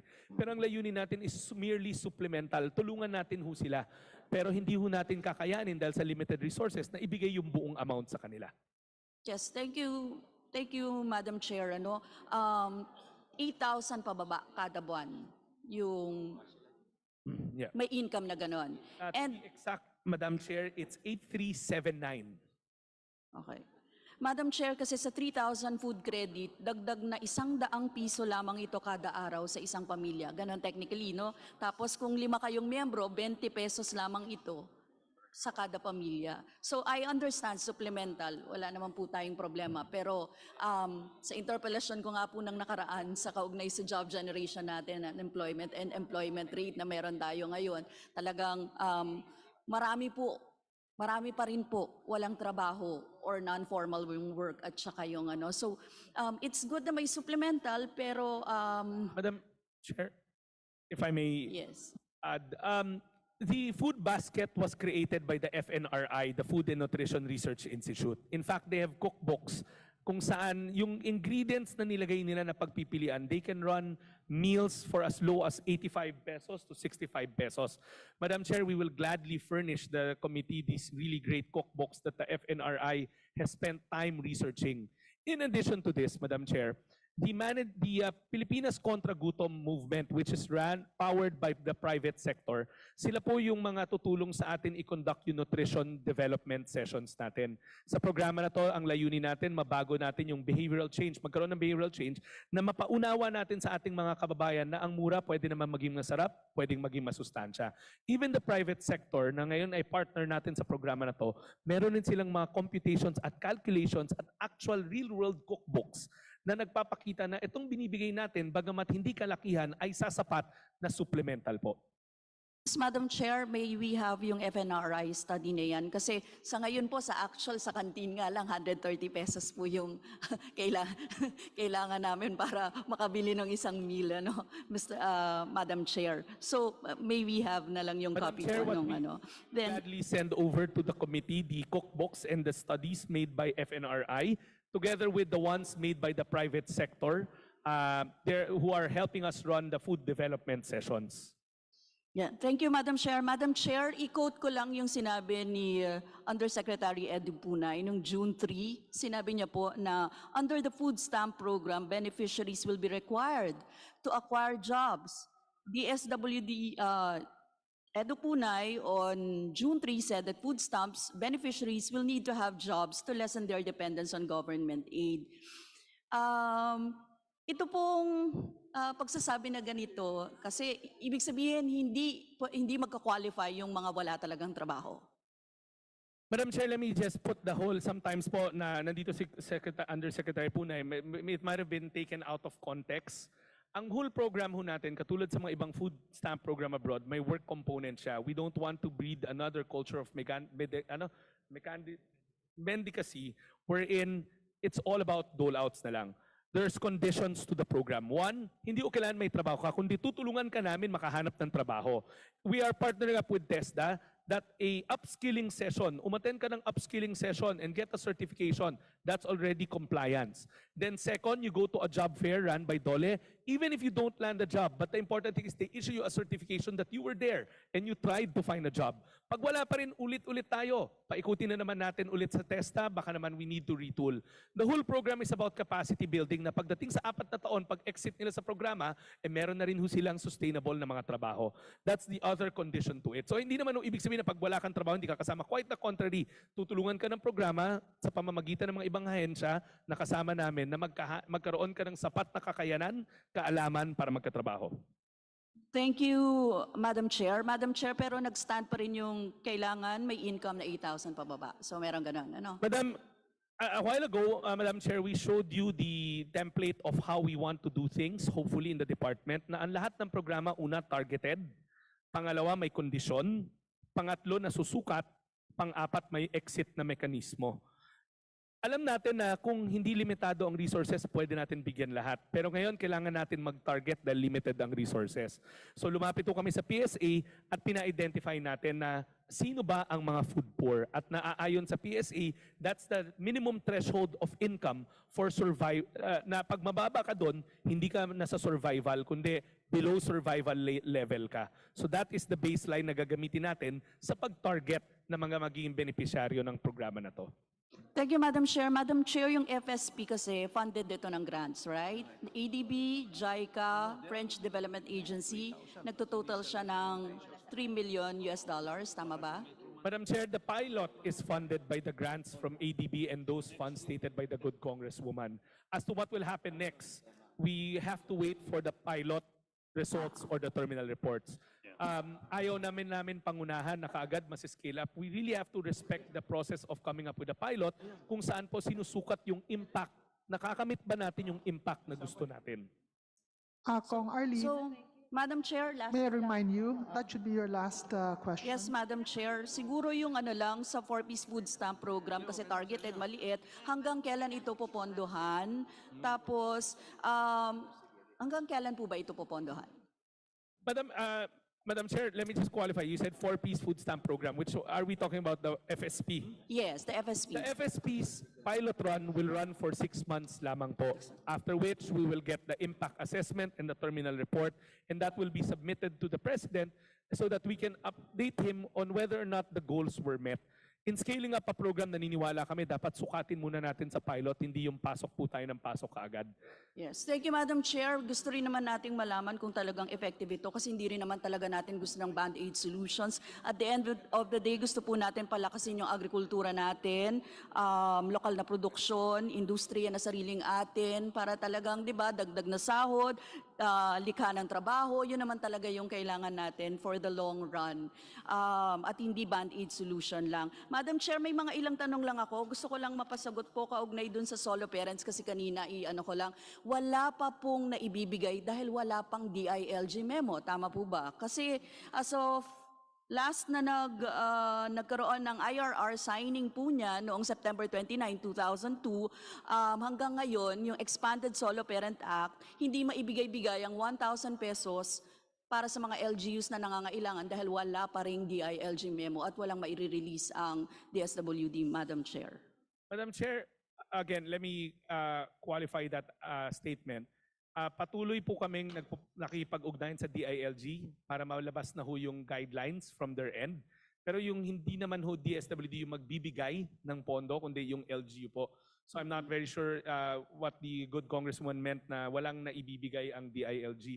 Dahil hindi po kami ang magbibigay nun, subject to fund availability. I believe it's in the GAD budgets of the LGUs. Pero makakaasa po kayo, Madam Chair, na patuloy naming makipag-ugnayan sa DILG at sa madaling panahon, lalabas na ho yung guideline na yun. Yes, Madam Chair, but you have the work ng, sa implementation po nito, kailangan pong i-oversee ng DSWD. It is very clear doon po sa batas. Kaya ako po tinatanong, kasi yung status report po ito ng educational benefits, 10% VAT discount on baby's milk, supplements at iba pa. At malaking bagay po ito para sa mga solo parents natin, kaya natin tinatanong yan. Madam Chair.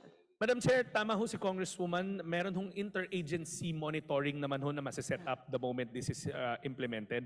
We will make sure that we abide by the provisions of the law para masigurado natin na nasusukat ng mabuti at namomonitor na mabuti yung pag-implement on the ground ng mga local government unit. Thank you. Lastly, Madam Chair, yung sa adolescent mothers budget, kasi kami po yung nakiusap na magkaroon ng 10 million budget para sa adolescent mothers dahil pataas ng pataas talaga yung bilang ng mga nabubuntis na bata pa. So, Madam Chair, at the proper time siguro, Madam Chair, kasi gusto sana naming ma-increase talaga yung budget na ito. Kasi from 10 million noong 2023, ganun pa rin hanggang ngayon. Samantalang increase yung issues ng mga batang ina.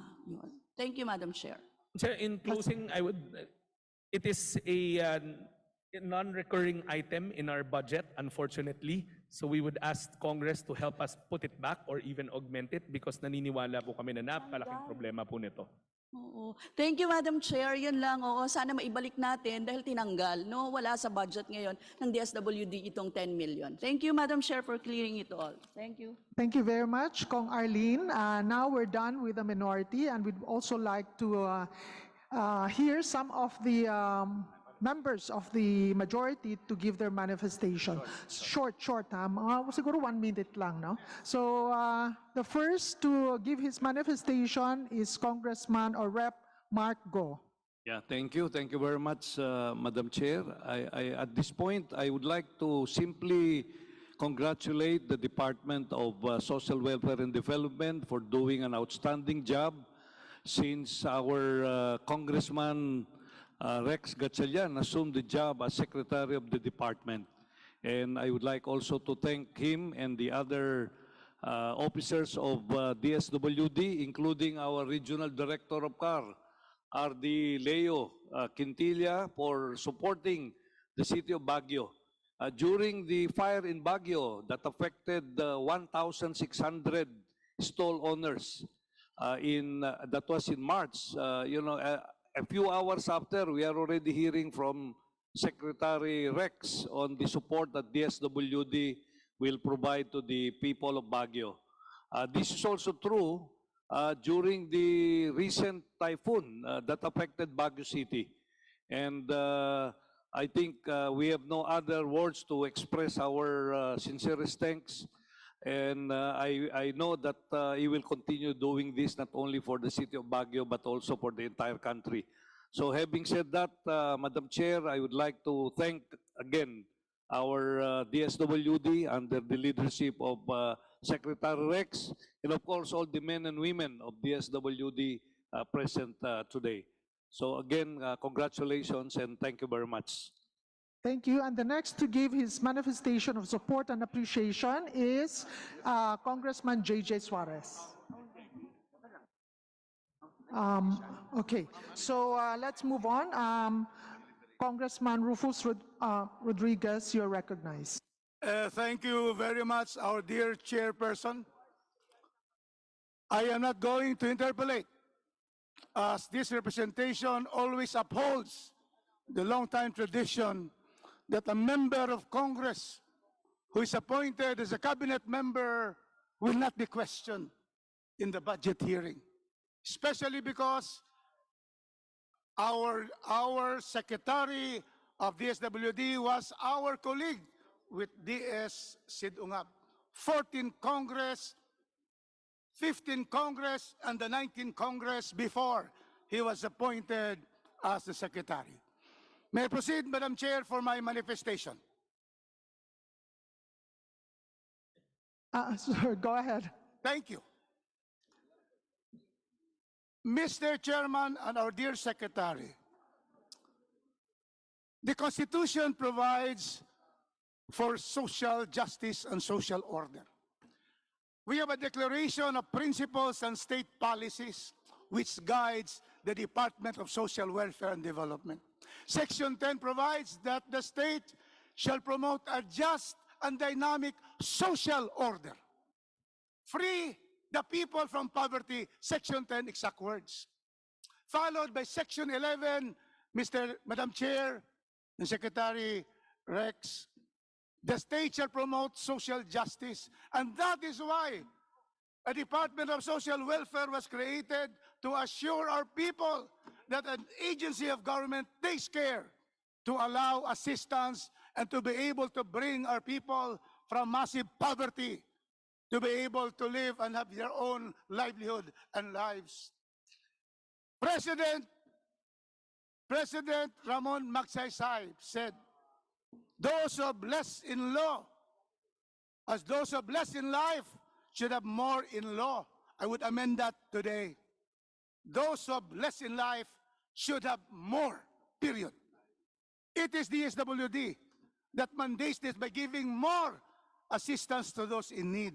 And that is why, on behalf of the City of Cagayan de Oro, the 2nd District, we express our gratitude to Secretary Rex Gatchalian for an excellent leadership of this department, tasked to be able to serve the poorest of the poor of our people.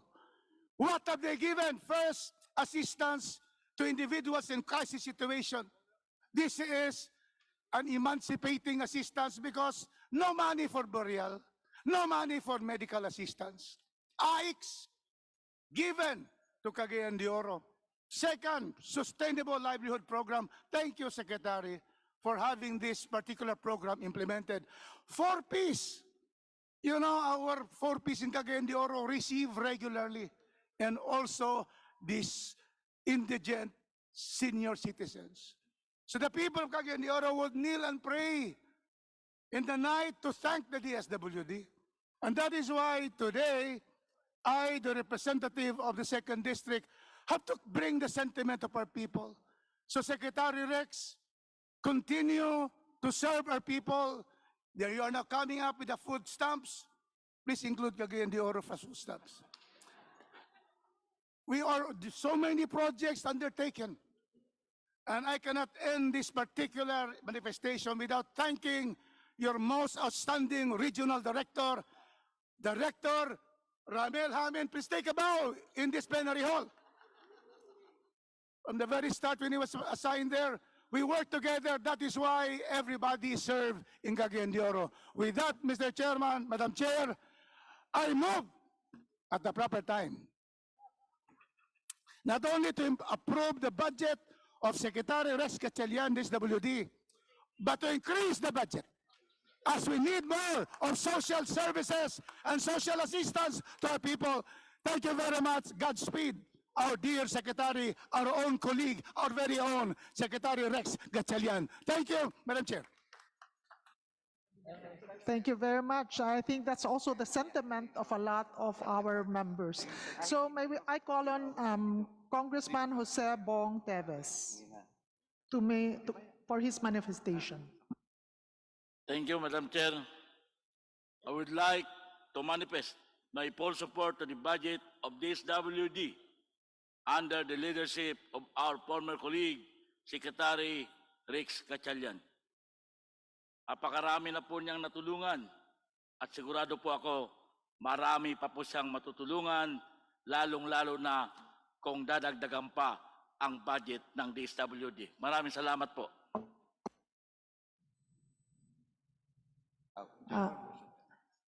Tapos na?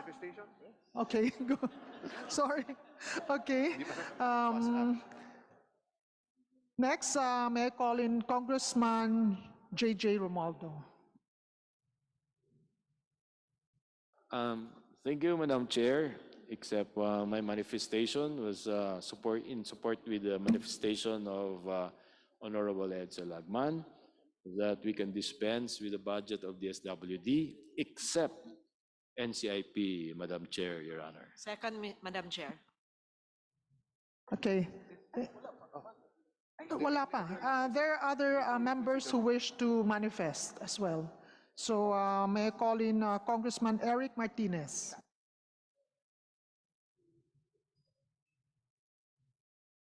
Thank you, Madam Chair. Magandang hapon, magandang umaga sa ating lahat. Secretary Rex, my support to the DSWD budget. Sana kung madadagdagan pa, much better. And I would be talking not as a member of Congress, but as your Vice Mayor. Mayor, Secretary, and for all of you, I'd like to manifest his relentless pursuit for public service.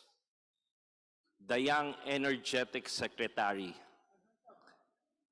To borrow the words of George W. Bush, read my lips. He will deliver. He will deliver for this nation. My support, Secretary. Okay, thank you very much. Next is Congressman Gus Tambunting. You're recognized. Maraming salamat, Madam Chair.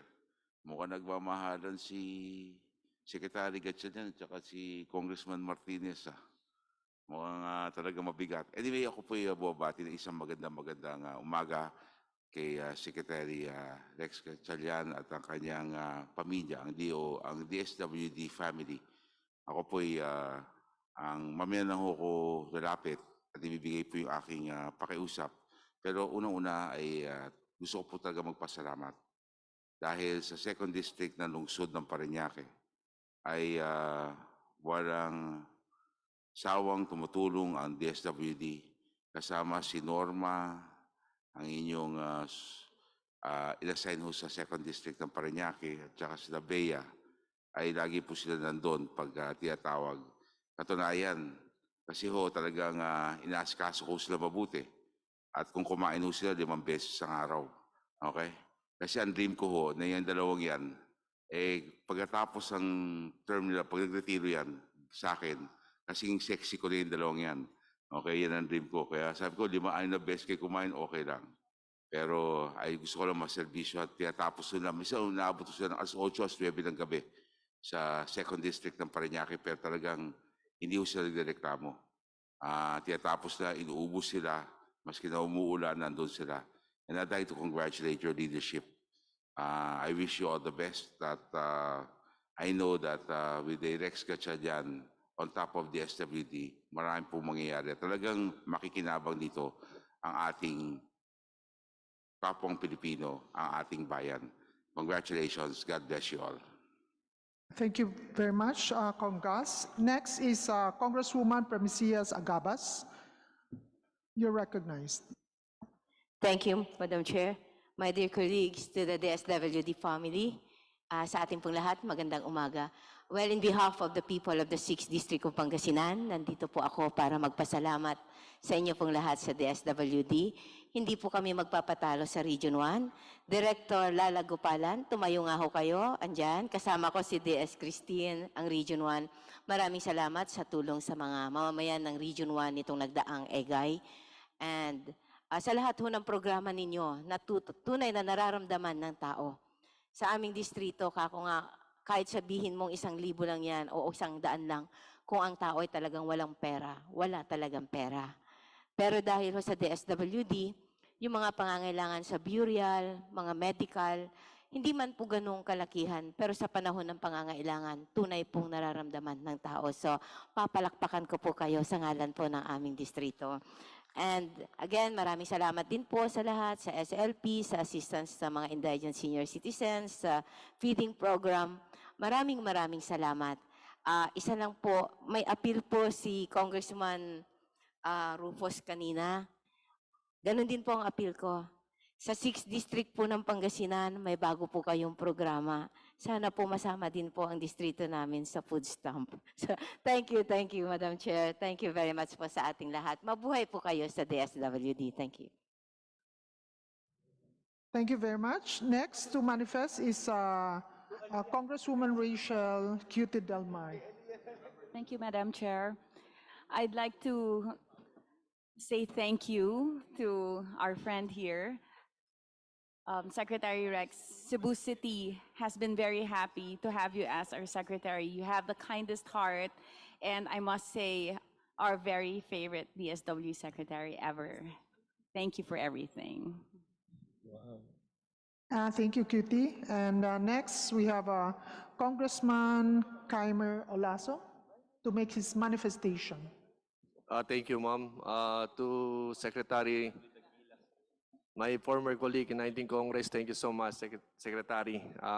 Thank you for helping Region 9. We'd like to acknowledge the President of our Regional Director, R.D. Ridwan. Thank you for always helping Zamboanga City.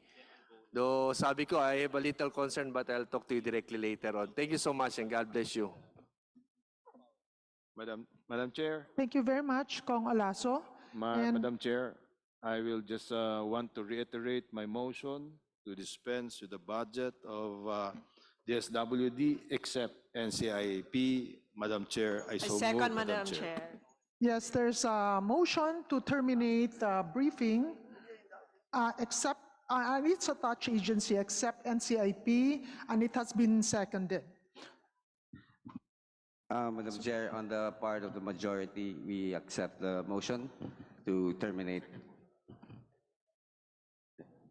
Madam Chair, on the part of the minority, I would like to support the motion of the majority to terminate the budget briefing of the DSWD. It has been moved and seconded, so the motion is carried. And the budget briefing of DSWD and its attached agency, except NCIP, is hereby approved or terminated. Madam Chair? Go ahead. May I make another motion? May I also move that we suspend consideration of the briefing of the NCIP until further notice. I know. Any second motion? Any second motion? Second.